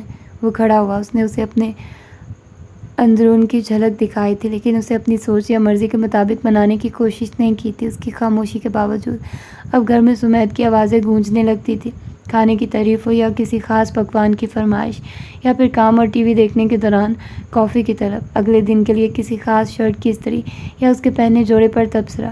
وہ یہ سب اس سے کہنے لگا تھا۔ اب وہ اس کی ہوں ہاں اور عدم دلچسپی دیکھ کر خود کو روکتا نہیں تھا۔ وہ کھانے کے بعد ٹی وی لگا کے بیٹھا تھا اور کرسم باورچی خانہ سمیٹ رہی تھی۔ جب وہ کام ختم کر کے کمرے میں جانے لگی تو سمیت نے ٹی وی بند کرتے ہوئے اسے پکارا، کچھ دیر بیٹھو یہاں۔ وہ اپنی جگہ سے ہلی بھی نہیں۔ مجھے تم سے کچھ بات کرنی ہے۔ اس کا رویہ حوصلہ شکن تھا، مگر وہ کوشش کرنا ترک نہیں کر سکتا تھا۔ وہ چاروں نچار آگے آ کر صوفے پر بیٹھ گئے، مگر اس کے انداز سے واضح تھا کہ یہ کام اس نے خوشی سے نہیں کیا ہے۔ میری امی کی بیماری اور لیٹ ڈائگنوسس والی بات غلط اور فضول تھی۔ مجھے تم سے وہ سب نہیں کہنا چاہیے تھا۔ I am sorry. ایک تلخ اور طنزیہ مسکراہٹ کرسم کے لبوں پر پھیل گئی۔ مگر آپ نے وہ بات کہی تھی، یہ حقیقت بدل نہیں سکتی، نہ میں وہ بھول سکتی ہوں۔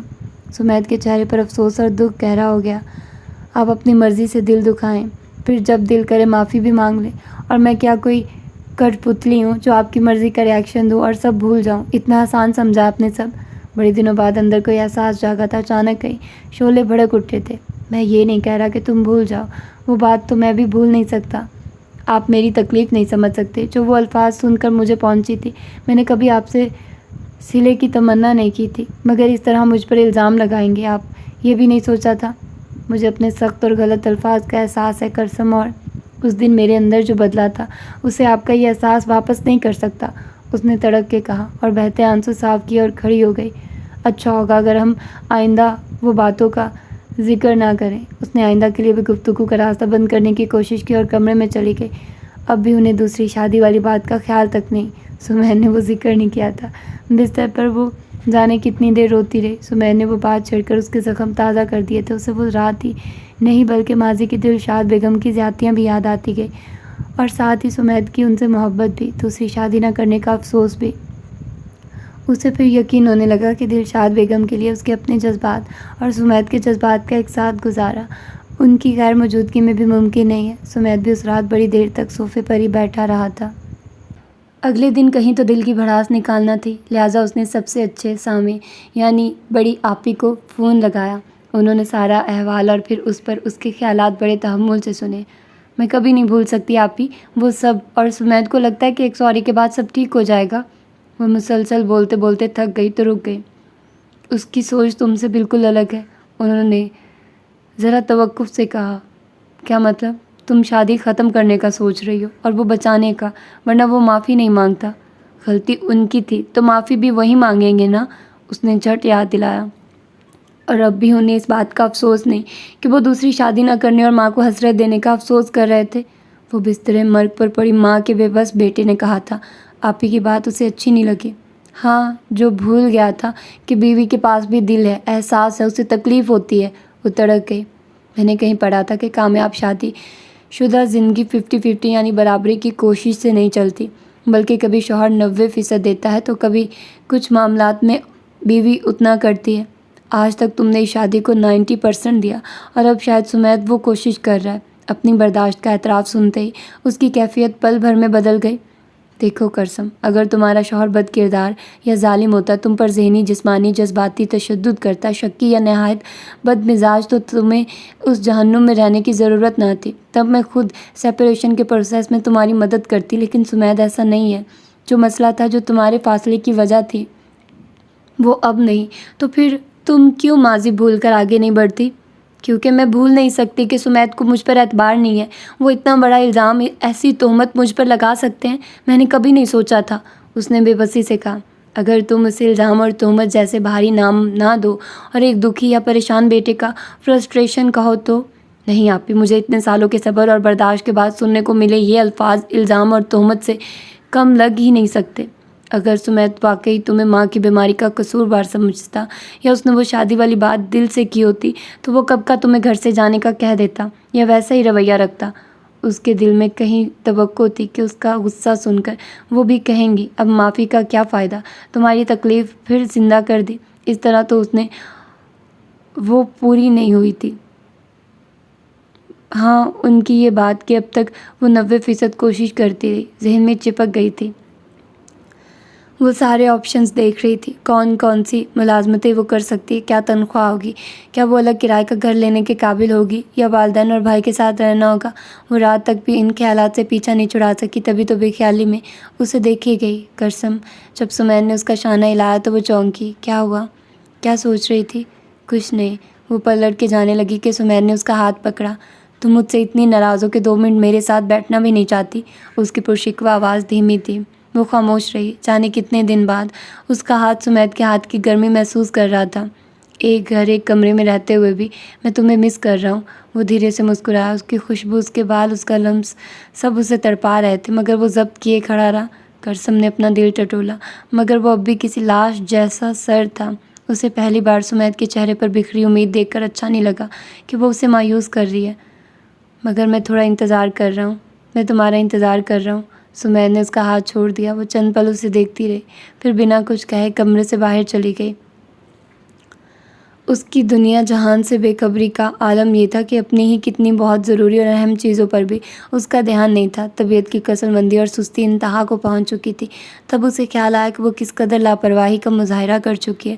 سمیت کے جانے کے بعد وہ خود ہی کلینک چلی گئی اور وہاں جو خبر ملی وہ اتنی غیر متوقع تھی کہ دعا اس کی قبولیت پر وہ خوش بھی نہ ہو سکی۔ اس وقت کیوں؟ اسے پہلا خیال یہی آیا تھا۔ مشکل لگ رہا، فیصلہ اب اور مشکل ہو جائے گا۔ یہ آنٹی کی زندگی میں پتہ چل جاتا تو کیا زندگی مختلف ہوتی؟ نہیں، آنٹی نے نہیں بدلنا تھا۔ اس نے خود امکان رد بھی کر دیا۔ اللہ نے یہ نعمت اسے 1.5 ماہ پہلے ہی عطا کر دی تھی، جس کی خبر اس کی بے توجہی اور غفلت کے باعث اس تک پہنچی تھی۔ بڑے بوجھ جیسی نوید تھی جو اسے کسی سے تو بانٹنا تھی۔ سو آپی کو فون کر کے بلا لیا۔ تو کیا تم؟ آپی حیرت اور صدمے کے مارے جملہ بھی مکمل نہیں کر سکی۔ نہیں آپی، ان کی حیرانی کی وجہ سمجھتے ہی اس کے لہجے میں ہلکی سی جھنجھلاہٹ در آئی۔ میں ایسا کچھ نہیں سوچ رہی، لیکن میں اسے مجبوری مان کر اس رشتے کو بھی کھینچنا نہیں چاہتی۔ جہاں سب کچھ ختم ہو گیا وہاں ایسی امید کی کرن سورج نہیں بن جاتی بلکہ جلد ہی دم توڑ دیتی ہے۔ وہ کچھ اور تلخ ہو گئی تھی۔ ایک اچھا انسان جس کے اچھا باپ ثابت ہونے کی کبھی امید ہو تو تمہیں اس کے لیے گنجائش نکالنی چاہیے۔ آپ بھی مجھے خود پر اتنا بھروسہ ہے کہ اپنا اور بچے کا بوجھ خود اٹھا سکتی ہوں، کسی پر بار نہیں بنوں گی۔ اور یہ آپ بھی جانتے ہیں کہ ایک ذہنی مریض، مایوس اور انچاہے رشتے میں بندھی عورت کے بجائے خود مختار، بااعتماد اور مثبت سوچ اور نظریہ رکھنے والی سنگل عورت زیادہ اچھی ماں ثابت ہو سکتی ہے۔ یہ بھی تو بچے کے بہتر مستقبل کے لیے ہی ہے۔ آگے بھی بہت کچھ تم افروزوں کے بل پر سوچ رہی ہو کہ نوکری کر لو گی، بچے کو اچھی زندگی دو گی وغیرہ، لیکن ہو سکتا ہے تمہیں بہت سٹرگل کرنا پڑے، ہو سکتا ہے تم دوسری شادی کے لیے مجبور ہو جاؤ، مزید اولاد ہو تمہاری قسمت میں۔ کیا تب بھی پہلے بچے کی زندگی ویسی ہی ہوگی جیسے تم ابھی سوچ رہی ہو؟ اور سوچا تو یہ بھی جا سکتا ہے کہ تمہارا اور سمیت کا رشتہ بحال اور مضبوط ہو جائے۔ میرا دل نہیں کرتا اب میں یہ رشتہ آگے گھسیٹوں۔ ہمارا تعلق کب کا مر چکا ہے آپی۔ کیا یہ وجہ کافی نہیں؟ ہم واپس پہلے جیسے نہیں ہو سکتے؟ جو میرا دل کہہ رہا ہے یہ تعلق توڑ دوں، ختم کر دوں، تو میں اس کی نہ سن کر کچھ اور کیوں سوچوں؟ اسے رونا آ گیا۔ اب اس میں پہلے والی دیدہ دلیری اور صفاقی نہیں رہی تھی، لیکن وہ ان آنسوؤں کے باوجود اس بات پر مصر تھی کہ اس کے اندر جذبات نہیں۔ کرسم، انہوں نے اس کا ہاتھ اپنے ہاتھ میں لیا۔ اب تک تم اکیلی تھی، اس لیے علیحدگی پر شاید کوئی اعتراض نہ کرتا، مگر اب منظر بدل گیا۔ امی ابا کے لیے ہی نہیں، تمہارے اور سمیت کے لیے بھی۔ تم اب تعلق توڑ کر ایک دوسرے سے بے نیاز نہیں ہو سکتے۔ تمہیں جوڑنے والی کڑی بھی کمزور نہیں ہے۔ وہ خاموش رہی۔ مسئلہ تمہاری ساس تھی جو اب نہیں رہی۔ سمیت اور تم کبھی لڑے بھی نہیں ہو۔ تم دونوں سمجھدار ہو تو پھر نئے سرے سے کوشش کیوں نہیں کرتے؟ تم اس قدر انتہائی باتیں سوچنے سے پہلے اس رشتے کو ایک موقع تو دو۔ ایسا بھی نہیں ہے کہ تمہیں ایک دوسرے سے نفرت ہو گئی ہے۔ وہ چپ رہے۔ ان سے کیا کہتی کہ لڑائیاں اور بحثیں ہی انسانوں کو ایک دوسرے سے دور اور متنفر نہیں کرتی، بلکہ یہ کام خاموشیاں بھی کرتی ہیں۔ اب اسے نفرت محبت کچھ محسوس نہیں ہوتا تھا، یہی تو افسوس تھا۔ اس دن آپی کے ساتھ میکے آگے کہ کچھ دن وہاں یکسوئی سے سوچے گے، لیکن اب پچھتا رہی تھی کہ آپی اور مونا آپی دونوں وہاں موجود تھی۔ وہ اس کی ہمراز تھی اور دونوں کی رائے مشورے بالکل متضاد تھے۔ اس اطلاع کے بعد اس کی حالت عجیب ہو گئی تھی۔ اپنا ارادہ، آپی کی باتیں اور اندیشے وسوسے، کبھی وہ اداس ہو جاتی، کبھی حد درجہ مایوس، تو کبھی بری طرح الجھ جاتی۔ ٹی وی لگا کر کچھ تفریحی دیکھنے کی کوشش میں چینل بدلتے ہوئے وہ جہاں رکی وہاں چل رہے شو میں جوان اور درمیانی عمر کے بچے کینسر کی وجہ سے فوت ہو چکے والدین کے بارے میں بات کر رہے تھے۔ والدین کی تکلیف اور اپنی بے بسی بیان کرتے ہوئے اکثر کی آنکھیں بھیگ گئی تھی، کچھ باقاعدہ رو رہے تھے۔ چند افراد کو سننے کے بعد اس کا دل ایسا گھبرایا کہ اس نے ٹی وی بند کر دیا۔ سمیت بھی ان سب سے گزرا ہے، پہلی دفعہ اس نے سوچا۔ ذرا دیر بعد اسے احساس ہوا کہ وہ رو رہی ہے۔ جانے یہ اس کے ہارمونز تھے یا واقعی دل پگھل رہا تھا۔ کرسم، اس کی آواز سن کر سمیت باہر آیا۔ کیا ہوا؟ اس کے بازو میں بیٹھ کر اس کی پشت پر بازو پھیلاتے ہوئے اس نے تشویش سے پوچھا۔ اس نے نفی میں سر ہلا کے خود کو سنبھالنا چاہا، مگر آنسوؤں میں روانی آ گئی۔ کرسم، کیا ہوا؟ کچھ تو کہو۔ سمیت نے اسے خود سے قریب کیا اور اس کی سسکیاں مزید بلند ہو گئی۔ کچھ دیر بعد سمیت کے کہنے اور آنسو پونچھنے پر وہ کسی طرح چپ ہوئی۔ کچھ ادراک پلوں میں ہوتے ہیں، اس کے ساتھ بھی یہی ہوا تھا۔ اس نے سر اٹھا کے سمیت کو دیکھا۔ آپ آنٹی کی بیماری کے وقت کیا سوچ رہے تھے؟ اسے اپنے الفاظ اجنبی لگے، اس نے کبھی گمان بھی نہیں کیا تھا وہ یہ سمیت سے پوچھے گی۔ وہ بھی اس کے سوال پر چونکا۔ میں ایک گہرا سانس بھر کے وہ سیدھا ہوا۔ میرا حال بھی برا ہی تھا کرسم، اور سوچیں ہر طرح کی تھی، اچھی بری، نیگیٹو، بہت نیگیٹو، غصہ بھی آتا تھا، رونا بھی۔ وہ جس طرح بیٹھی اسے دیکھ رہی تھی، وہ اس عمر کا مظہر تھا کہ وہ اسے سننے کا ارادہ رکھتی ہے۔ پہلے تو شوق اور بے یقینی تھی، پھر میں نے خود کو یقین دلایا کہ دنیا کے جس کونے میں جانا پڑے میں انہیں علاج کے لیے وہاں لے جاؤں گا اور وہ اچھی ہو جائیں گی۔ مگر جب سارے حقائق سامنے آ گئے تو دکھ، غصہ، بے بسی۔ مجھے اپنے ابو بالکل یاد نہیں، نانا نانی بھی میرے اسکول کے دنوں میں فوت ہو گئے تھے۔ دونوں ماموں سے تعلقات واجبی سے تھے، پھر میری شہر جاب کی وجہ سے ملنا ملانا بھی کم ہوتا تھا۔ کل ملا کے میرا واحد رشتہ امی ہی تھی، اور انہیں پل پل اپنی آنکھوں کے سامنے موت کے قریب جاتا دیکھنا اپنے آپ میں موت سے گزرنے جیسا ہے۔ اس کا لہجہ درد سے چور تھا۔ اسے اپنی بے نیازی یاد آئی۔ وہ اس کے کمرے میں آنے سے پہلے سو جاتی تھی۔ دلشاد بیگم کے کمرے میں نہ جانے کا جواز ان کا رویہ تھا، مگر اپنے ہی کمرے میں شوہر کی بھیگی آنکھیں نہ دیکھ سکنے کا جواز کیا تھا؟ میری ماں میری آئیڈیل تھی، میری رول ماڈل۔ وہ جیسی بھی تھی مجھے دنیا میں سب سے زیادہ عزیز تھی۔ ان کی قربانیوں کے بدلے میں ان کی تھوڑی ناانصافی اور تمہارے ساتھ غلط رویہ برداشت کر سکتا تھا۔ میں نے اپنے طور پر ان کے برتاؤ کی تلافی کی کوشش کی تھی کہ تمہارا ہر طرح سے خیال رکھو، اپنی طرف سے کوئی تکلیف نہ ہونے دو۔ تم اسے میری کمزوری کہہ لو یا بزدلی، میں ان کے لیے ایسا ہی تھا کہ زندگی میں انہوں نے میری آنکھوں کے سامنے کچھ غلط کیا تو وہ صرف تمہارے ساتھ ان کا برتاؤ تھا، اور ان کی عمر بھر کی ریاضت کو دیکھتے ہوئے میں اتنی رعایت تو انہیں دے سکتا تھا۔ تم نے انہیں اسی ایک روپ اور رشتے میں دیکھا جو اچھا نہیں تھا، اور میں نے ان کے کئی روپ دیکھے جو سارے مثبت اور اچھے تھے۔ اس کی آواز بھر آ گئی۔ اس نے آنکھوں پر ہاتھ رکھا اور کرسم نے بے اختیار اس کے شانے پر، جانے اسے کب سے انتظار تھا، کتنی شدید ضرورت تھی کہ اس ذرا سی پہل پر ہی اس نے کرسم کو قریب کھینچا۔ وہ اس کے شانے پر تھوڑی ٹکا کر رونے لگا۔ یہ آنسو اس شانے پر قرض تھے۔ اس نے سمیت کو ماں کی وفات پر گلے نہیں لگایا تھا، دلاسا نہیں دیا تھا۔ ساس بہو کے رشتے میں میاں بیوی کا تعلق بہت پیچھے چلا گیا تھا۔ اس نے اس کی پشت پر تھپکی دی اور سمیت اسے بازو میں لے کر شدت سے رونے لگا۔ بے اختیار اس کی آنکھیں بھی برسنے لگیں۔ چپ کا سر سا تنکا حدت سے بھر گیا تھا۔ سمیت کے چند جملے اس کی سوچ کو ایک نئی سمت دے گئے تھے۔ اسے کئی منظر یاد آئے جب وہ تنہائی دلشاد بیگم کو ہسپتال لے کر جاتا تھا، ان کے پاس وہیں ٹھہرتا تھا، انہیں اپنے ہاتھوں سے کھانا کھلاتا، ان کے سارے کام کرتا تھا۔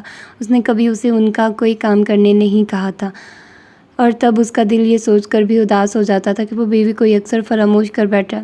اس نے ایک دو بار کہا بھی کہ وہ کل وقتی نرس کا انتظام کرے تاکہ اسے بھی کچھ وقت ملے، مگر اس نے منع کر دیا تھا کہ مجھے جتانا چاہتے ہیں کہ میں کس قدر نکمی ہوں اور وہ کتنا اپنی ماں کا خیال رکھ رہے ہیں، اور ان کی غیر موجودگی میں مجھے بھی یوں ہی کیئر کرنی چاہیے تھی۔ ایک باری سے، مگر اس نے سوچا تھا جب حد سے زیادہ خیال الجھتے گئے تو اس نے آپ ہی کو فون لگایا۔ ہمیں محبت ہو گئی تھی تو محبت کافی کیوں نہیں تھی؟ شادی شدہ زندگی میں صرف محبت کافی نہیں تو محبت کے بنا بھی یہ سمجھوتے سے زیادہ کچھ نہیں۔ لہٰذا تمہیں محبت حاصل ہے تو کیوں نہ اس کی خاطر سب کچھ کیا جائے، کوشش، پہل، ایڈجسٹمنٹ، قربانی اور محنت۔ اسے اس فہرست میں ایک لفظ پر حیرانی ہوئی۔ ہاں، محنت۔ ہر کامیابی محنت ڈیمانڈ کرتی ہے۔ مشقت کے بنا نہ اسکول کا امتحان پاس ہوتا ہے، نہ زندگی کا، اور نہ ہی شادی کامیاب ہو پاتی ہے۔ ازواجی زندگی بھی مسلسل مشقت چاہتی ہے، انا پر پیر رکھ کر پہل کرنے کی مشقت، انکمفرٹیبل سچویشنز فیس کرنے کی مشقت، کبھی کبھی خود داری ایک طرف رکھ کے دوسرے کو پکارنے کی مشقت، کوئی دراڑ، مسئلہ یا فاصلہ درمیان میں آ چکا ہے تو اسے قبول کرنے کی مشقت، پھر اسے مل کر حل کرنے کی مشقت، اور اس کی سمت کروٹ بدلنے سے لے کر ہاتھ بھر کا فاصلہ مٹانے کی مشقت۔ لیکن آپ ہی، جس انسان نے مجھے زندگی میں سب سے زیادہ دکھ اور تکلیفیں دی، ذہنی جذباتی طور پر ٹارچر کیا، وہ انسان ہمیشہ سمیت کے لیے سب سے اہم اور سب سے قیمتی رہے گا۔ وہ اس کی محبت میرے بچے کے دل میں ڈالیں گے، اس کی اچھائیاں بیان کریں گے، میں یہ سب کیسے برداشت کر پاؤں گی؟ میاں بیوی کے سارے رشتے دونوں کے لیے ایک سی اہمیت نہیں رکھتے، نہ انہیں ان سے ایک سی محبت ہوتی ہے۔ ہمیں اس سچ کو اور ان تعلقات کو ان کے مختلف خانوں میں ان کے مقام کے ساتھ قبول کر لینا چاہیے۔ جو مجھے پسند نہیں وہ دوسرے کو بھی ناپسند ہو، یا جس سے مجھے محبت ہے اس رشتے سے دوسرا بھی محبت کرے، اور جو دنیا سے چلا گیا تم کیوں اس کی برائیاں اور قصور اپنے بچوں کو سنانا چاہتی ہو؟ اس لیے کہ انہیں پتہ چلے ان کی ماں نے کیا کیا جھیلا، یا پھر اس لیے کہ وہ بھی دادی سے نفرت کریں؟ میں نے ایسا تو نہیں کہا، مگر مجھ میں اتنا ظرف اور حوصلہ بھی نہیں کہ باپ ماں کے قصیدے سنائے اور میں خاموش رہوں۔ اس نے سچ کہا، آ جائے گا۔ اپنے سکون کے لیے، اپنی اولاد اور اپنی میرڈ لائف کے لیے سوچو گے تو تمہیں خود میں ظرف اور حوصلہ سب ملے گا۔ اور تم نے سمیت کو بتایا یا نہیں؟ نہیں، یہ ایسی بات نہیں ہے کہ سمیت کو لاعلم رکھا جائے، ہو سکتا ہے آپس میں بات ہو تو تم دونوں کے خیالات میں تبدیلی آ جائے۔ تنہا اولاد پالنا آسان نہیں ہوتا۔ وہ کمرے میں داخل ہوئی تو اس کے ہاتھ میں بیگ دیکھ کر سمیت کو حیرت ہوئی۔ اس نے کچھ کہے بغیر 2 مگ دیکھ کر بغیر ایک مگ اس کی طرف بڑھا۔ اس کا سنجیدہ چہرہ بتا رہا تھا کہ وہ طویل نشست کا ارادہ کیے ہوئے ہے۔ آج آپ کہیں، میں سب کچھ سننے تیار ہوں۔ وہ اپنا مگ لیے پلنگ پر اپنی جگہ بیٹھ گئی۔ کہیں بوجھل لمحے چپ چاپ آگے سے رکھ گئے۔ چند گھونٹ لینے کے بعد سمیت نے مگ رکھ دیا۔ امی نے کئی لڑکیاں ریجیکٹ کرنے کے بعد خود تمہیں پسند کیا تھا۔ وہ شادی کی تیاریوں کے دوران بھی بے حد خوش تھی، شادی کے بعد بھی، لیکن پھر تمہارے ساتھ ان کا رویہ بدلتا گیا، اور یہ جتنا شدید شوق میرے لیے تھا اتنا کسی کے لیے نہیں ہو سکتا۔ اس سچویشن کو کیسے ہینڈل کروں یہ سوچنا تو دور، میرا دل اور ذہن انہیں اس روپ میں قبول کرنے تیار نہیں تھے۔ میرا زندگی کا مرکز محور وہ تھی، ہر انداز، ہر صورت میں قابل ستائش، میرا فخر، میرا غرور۔ میں نے کبھی ان کے ساتھ اونچی آواز میں بات نہیں کی تھی، تو اچانک ایک دن ان کی بہو کے سامنے یہ کیسے کہتا کہ امی آپ غلط ہیں۔ وہ میرے لیے جس اونچی مسند پر تھی وہاں سر جھکا کر ہی بات ہو سکتی تھی۔ مجھے اتنا تو اندازہ ہو گیا تھا کہ تم سمجھدار اور میچور ہو، تمیز، لحاظ، رسپیکٹ تمہارے مزاج کا حصہ ہے۔ ایسے میں امی چاہتی تھی میں آنکھ بند کر کے ان کی ہر بات پر ایمان لے آؤں جو وہ تمہارے متعلق کہتی ہیں۔ جب میں کہتا کہ یہ ان کا وہم اور غلط فہمی ہے تو وہ ناراض ہونے لگتی۔ ان کو خفا دیکھنا، خفا کرنا میرے لیے بالکل نئی بات تھی، لہٰذا میں نے تمہاری طرفداری کرنا چھوڑ دی۔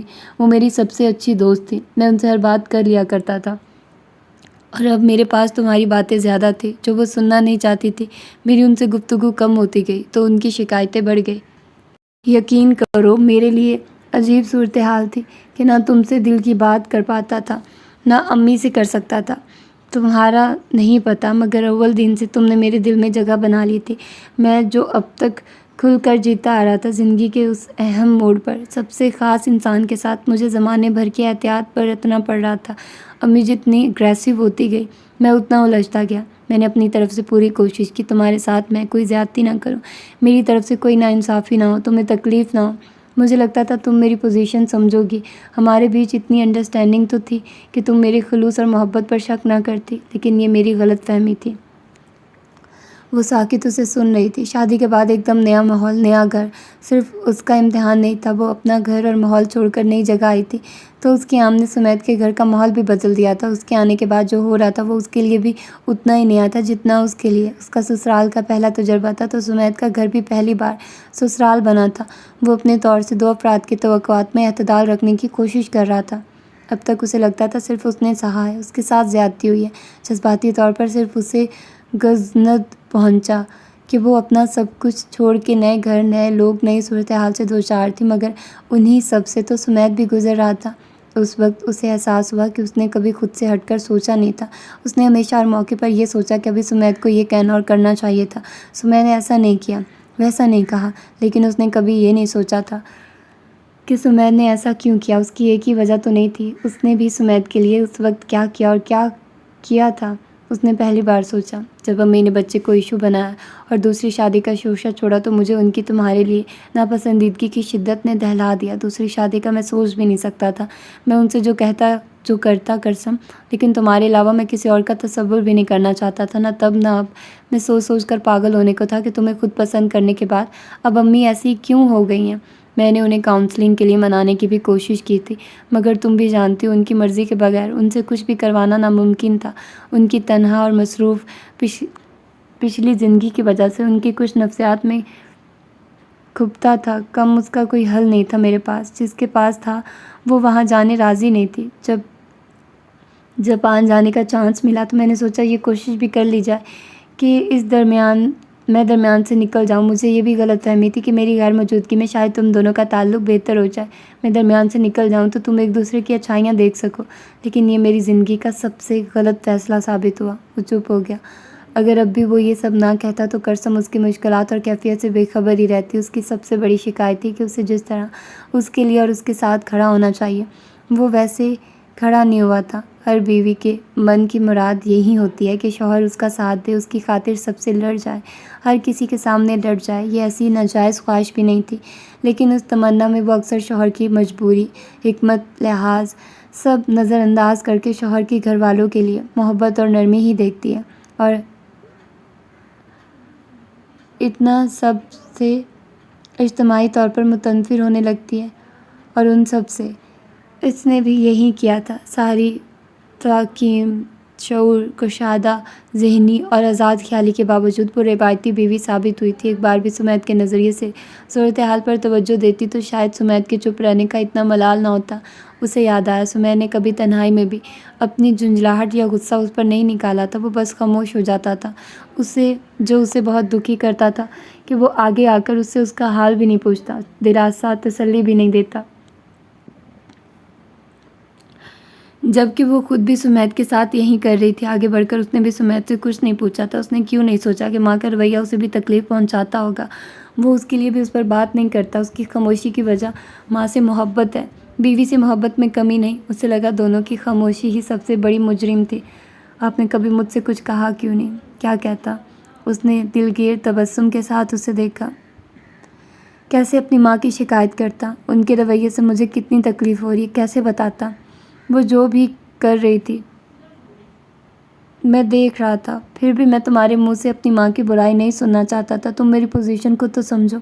مجھے دنیا میں جس سے سب سے زیادہ محبت تھی، دن بدن تمہارے دل میں اس کے لیے نفرت بڑھ رہی تھی، اور میں کچھ نہیں کر پا رہا تھا۔ کرسم نادم ہو گئی کہ اس نے ایک بار بھی سمجھنے کی کوشش نہیں کی تھی کہ اس ماحول میں سمیت پر کیا گزر رہی ہے۔ اس کی سوچ اپنے ساتھ ہو رہی زیادتی اور ظلم سے آگے گئی ہی نہیں تھی۔ اب میں سوچتا ہوں میں یہ کر سکتا تھا، وہ کر سکتا تھا، کئی آئیڈیاز دماغ میں آتے اور شاید عمر بھر آتے رہیں گے۔ میں پچھتاتا رہوں گا کہ ایسا کرنا چاہیے تھا، ویسا کر لیتا تو سب ٹھیک ہو جاتا۔ بے شک میں نے غلطیاں کی، مگر میرے پاس اور کیا راستہ تھا؟ میں امی کو چھوڑ نہیں سکتا تھا، نہ تمہیں۔ تمہارے لیے ان سے لڑائی کر سکتا تھا، نہ ان کے لیے تم سے۔ انہیں ان کی غلطیاں، زیادتیاں گوا کر ان کا دل بھی دکھانا نہیں چاہتا تھا۔ انہوں نے ایک عمر مجھ پر خرچ کی تھی، اپنی ساری خواہشیں، خوشیاں میرے لیے تیاگ دی تھی، جسے تم نے نہیں دیکھا۔ وہ دلشاد بیگم بہت مخلص، بے غرض اور بہترین ماں تھی، جسے میں نے دیکھا تھا۔ اس دن جو فضول باتیں میں نے تم سے کہی تھی، وہ ان کی حالت دیکھ کر میری بے بسی اور فرسٹریشن تھی۔ میں جانتی ہوں، اس نے دھیرے سے کہا۔ جو باتیں دل میں پھانس بن کر اٹک گئی تھی، اب کہیں نہیں تھی۔ کرسم میں جانتا ہوں تمہارے لیے امی کبھی اتنی اہم یا اچھی نہیں ہو سکتی جتنی وہ میرے لیے تھی، اور ہمیشہ رہے گی۔ اور میں چاہتا ہوں تم بھی یہ مان لو کہ وہ میرے لیے ہمیشہ سب سے مقدم ہی ہوں گی۔ اس نے سر ہلایا۔ وہ ساس کے دیے زخم کبھی نہیں بھول سکتی تھی، انہیں معاف نہیں کر سکتی تھی، مگر سمیت کے لیے اس کا دل راضی تھا، بھولنے بھی اور معاف کرنے بھی۔ اور اس نے اپنی زندگی کے یہ دو سچ الگ الگ قبول کر لیے تھے۔ کبھی مجھے یہ بات بہت تکلیف دیتی تھی کہ تم میری ماں سے نفرت کرتی ہو، مگر اب میں نے قبول کر لیا ہے کہ نفرت بہت انتہائی لفظ ہے سمیت۔ اس نے ٹوکا۔ وہ کچھ دیر خاموش رہا۔ ہم ان باتوں کو یہیں دفن کر دیں۔ آئندہ ہر مسئلہ، ہر مشکل آپس میں بات چیت سے حل کرنے کا وعدہ کریں، تو آنے والے وقت میں اتنے دن اجنبی بن کے نہیں گزارنے پڑیں گے۔ سمیت کی بات پر اس نے بس سر ہلایا کہ ابھی تو اس نے کچھ کہا ہی نہیں تھا، مگر اس وقت مناسب بھی نہیں تھا۔ اس شب وہ سوئی تو اس نے سمیت کی طرف پوچھ نہیں کی تھی۔ ان دونوں نے غلطیاں کی تھی۔ جو بات اس کو سب سے زیادہ تکلیف دے رہی تھی، وہ کس قدر تکلیف کے باعث زبان سے پھستی تھی، اس نے غور کرنے کی ضرورت نہیں سمجھی تھی، اور اگر اسی کو بنیاد بنا کر اپنے زخمی دل کو تھامے وہ کوئی فیصلہ کرتی تو اپنا ہی نقصان تھا۔ وہ اس مضبوط اور ہٹے کٹے مرد کو آنسو بہاتے اور دل کا غبار نکالنے سے کے بعد تھک کے مگر سکون بھری نیند میں ڈوبے دیکھ رہی تھی۔ اسے احساس ہوا اس نے کتنے دن سے اسے غور سے دیکھا نہیں تھا۔ اسے دیکھتے ہوئے بڑے عرصے بعد اسے اوائل دنوں کی شرارتیں اور سرگوشیاں یاد آئی تھی۔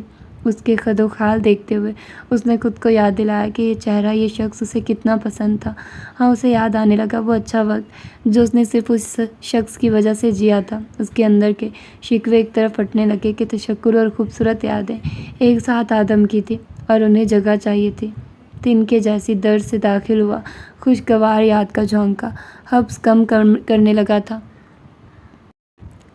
صبح اس کی آنکھ کھلی تو سمیت جگہ پر نہیں تھا۔ اس نے وقت دیکھا تو جھٹ اٹھ بیٹھی۔ اسے دیر ہو گئی تھی۔ سلیپر پہنتے ہوئے یاد آیا کہ آج چھٹی ہے اور ساری پھرتی ہوا ہو گئی۔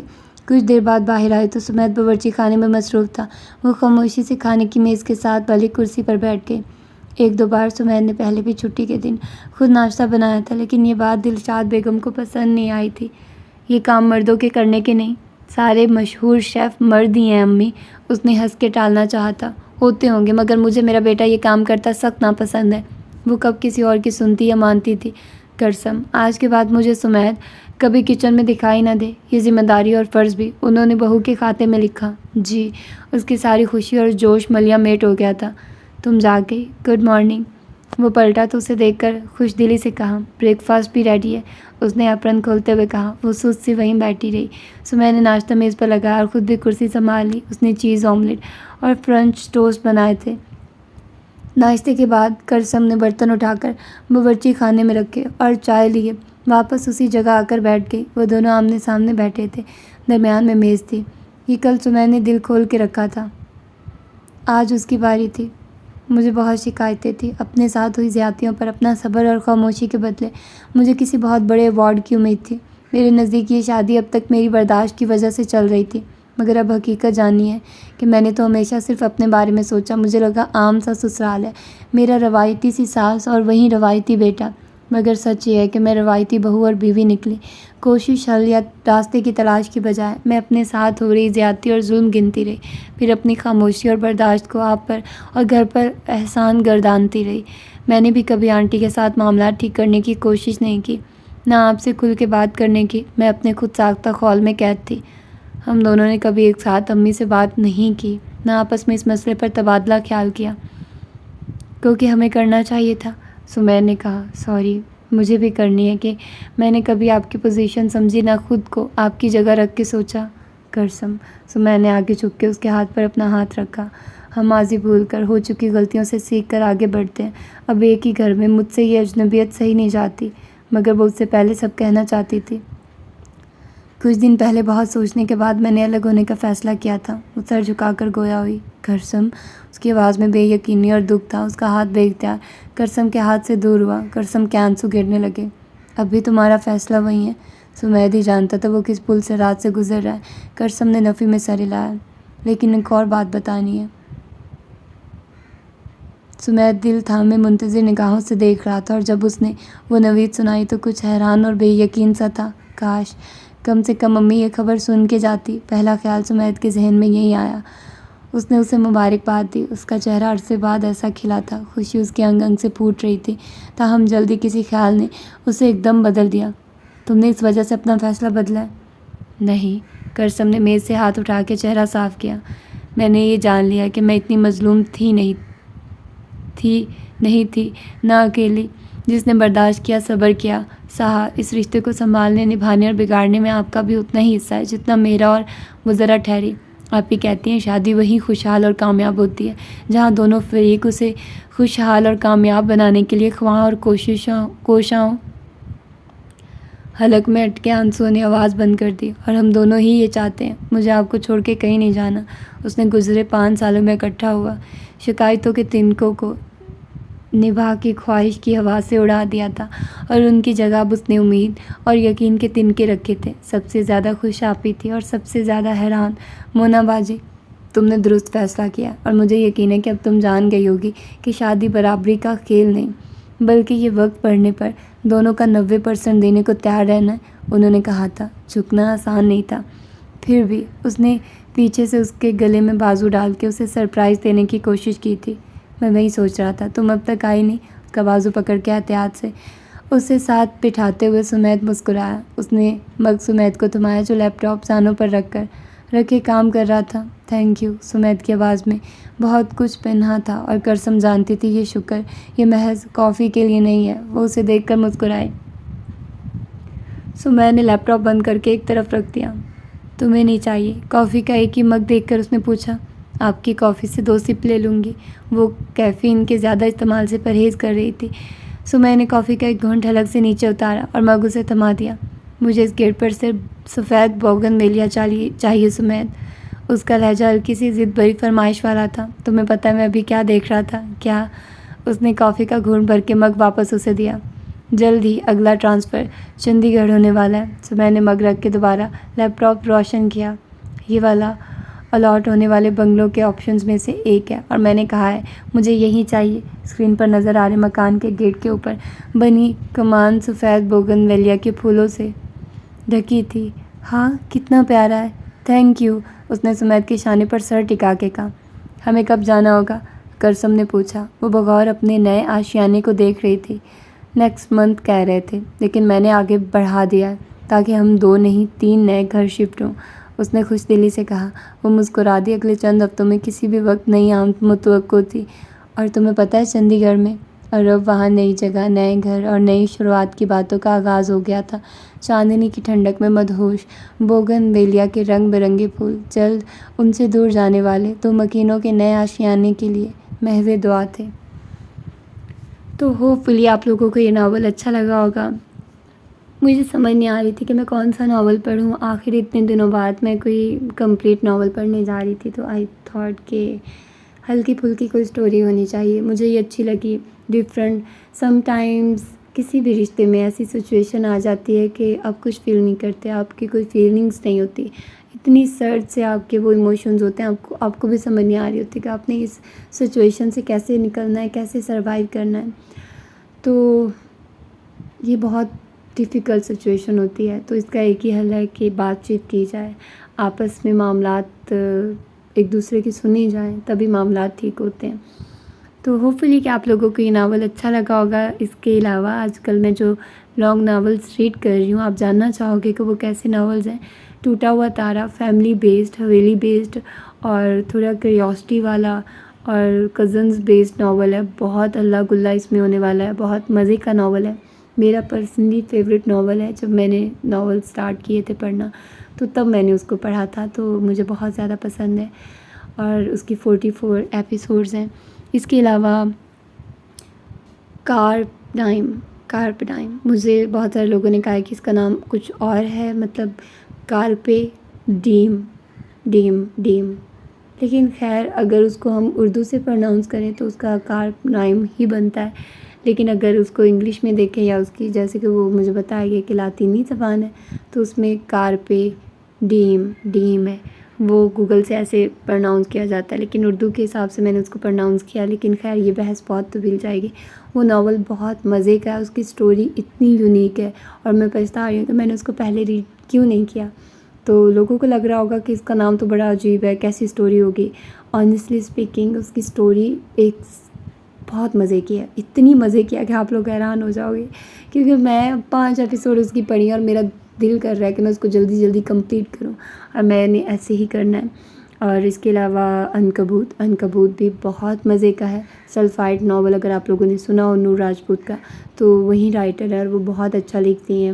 ایک فورن اور ایک پاکستانی لڑکی، ان دونوں کے آپس میں شادی ہوتی ہے، دین ان کا مذہب ڈفرینٹ ہوتا ہے، لڑکے کی مدر جو ہوتی ہے وہ مسلمان تھی، دین بہت کمپلیکیشن ہے، لیکن بہت مزے کا ناول ہے، آپ لوگوں کو سن کر وہ بھی اچھا لگے گا۔ And last but not the least, Bakht novel. Starting میں جب میں نے اس کو پڑھا میں نے کہا یار کیا عجیب ناول میں نے سٹارٹ کر دیا ہے، لوگ مجھے کہہ رہے تھے کہ بہت اچھا ہے، مجھے کچھ اس میں خاص نہیں لگ رہا، لیکن جیسے جیسے میں نے اس کو آگے پڑھا، جیسے کہانی کھلی، او مائی گاڈ، بہت اچھا ہے۔ اور میں آنیسٹلی اسپیکنگ کہوں، میں نے آج کل جتنے بھی ناول سٹارٹ کیے ہیں وہ ایک سے بڑھ کر ایک ہیں، اور ایک مجھے لگا وہ لاسٹ ہوگا، لیکن مالا ناول میری طرف سے کمپلیٹ ہو گیا ہے، اور وہ 1 بائی 1 آپ لوگوں کو ایپیسوڈز مل جائیں گی، ڈیلی بیسس پر 2 ایپیسوڈز ملیں گے۔ اگر آپ لوگ اس کو سٹارٹ کرنا چاہتے ہیں تو پلے لسٹ کر سکتے ہیں، پلے لسٹ سے سٹارٹ، ٹھیک ہے۔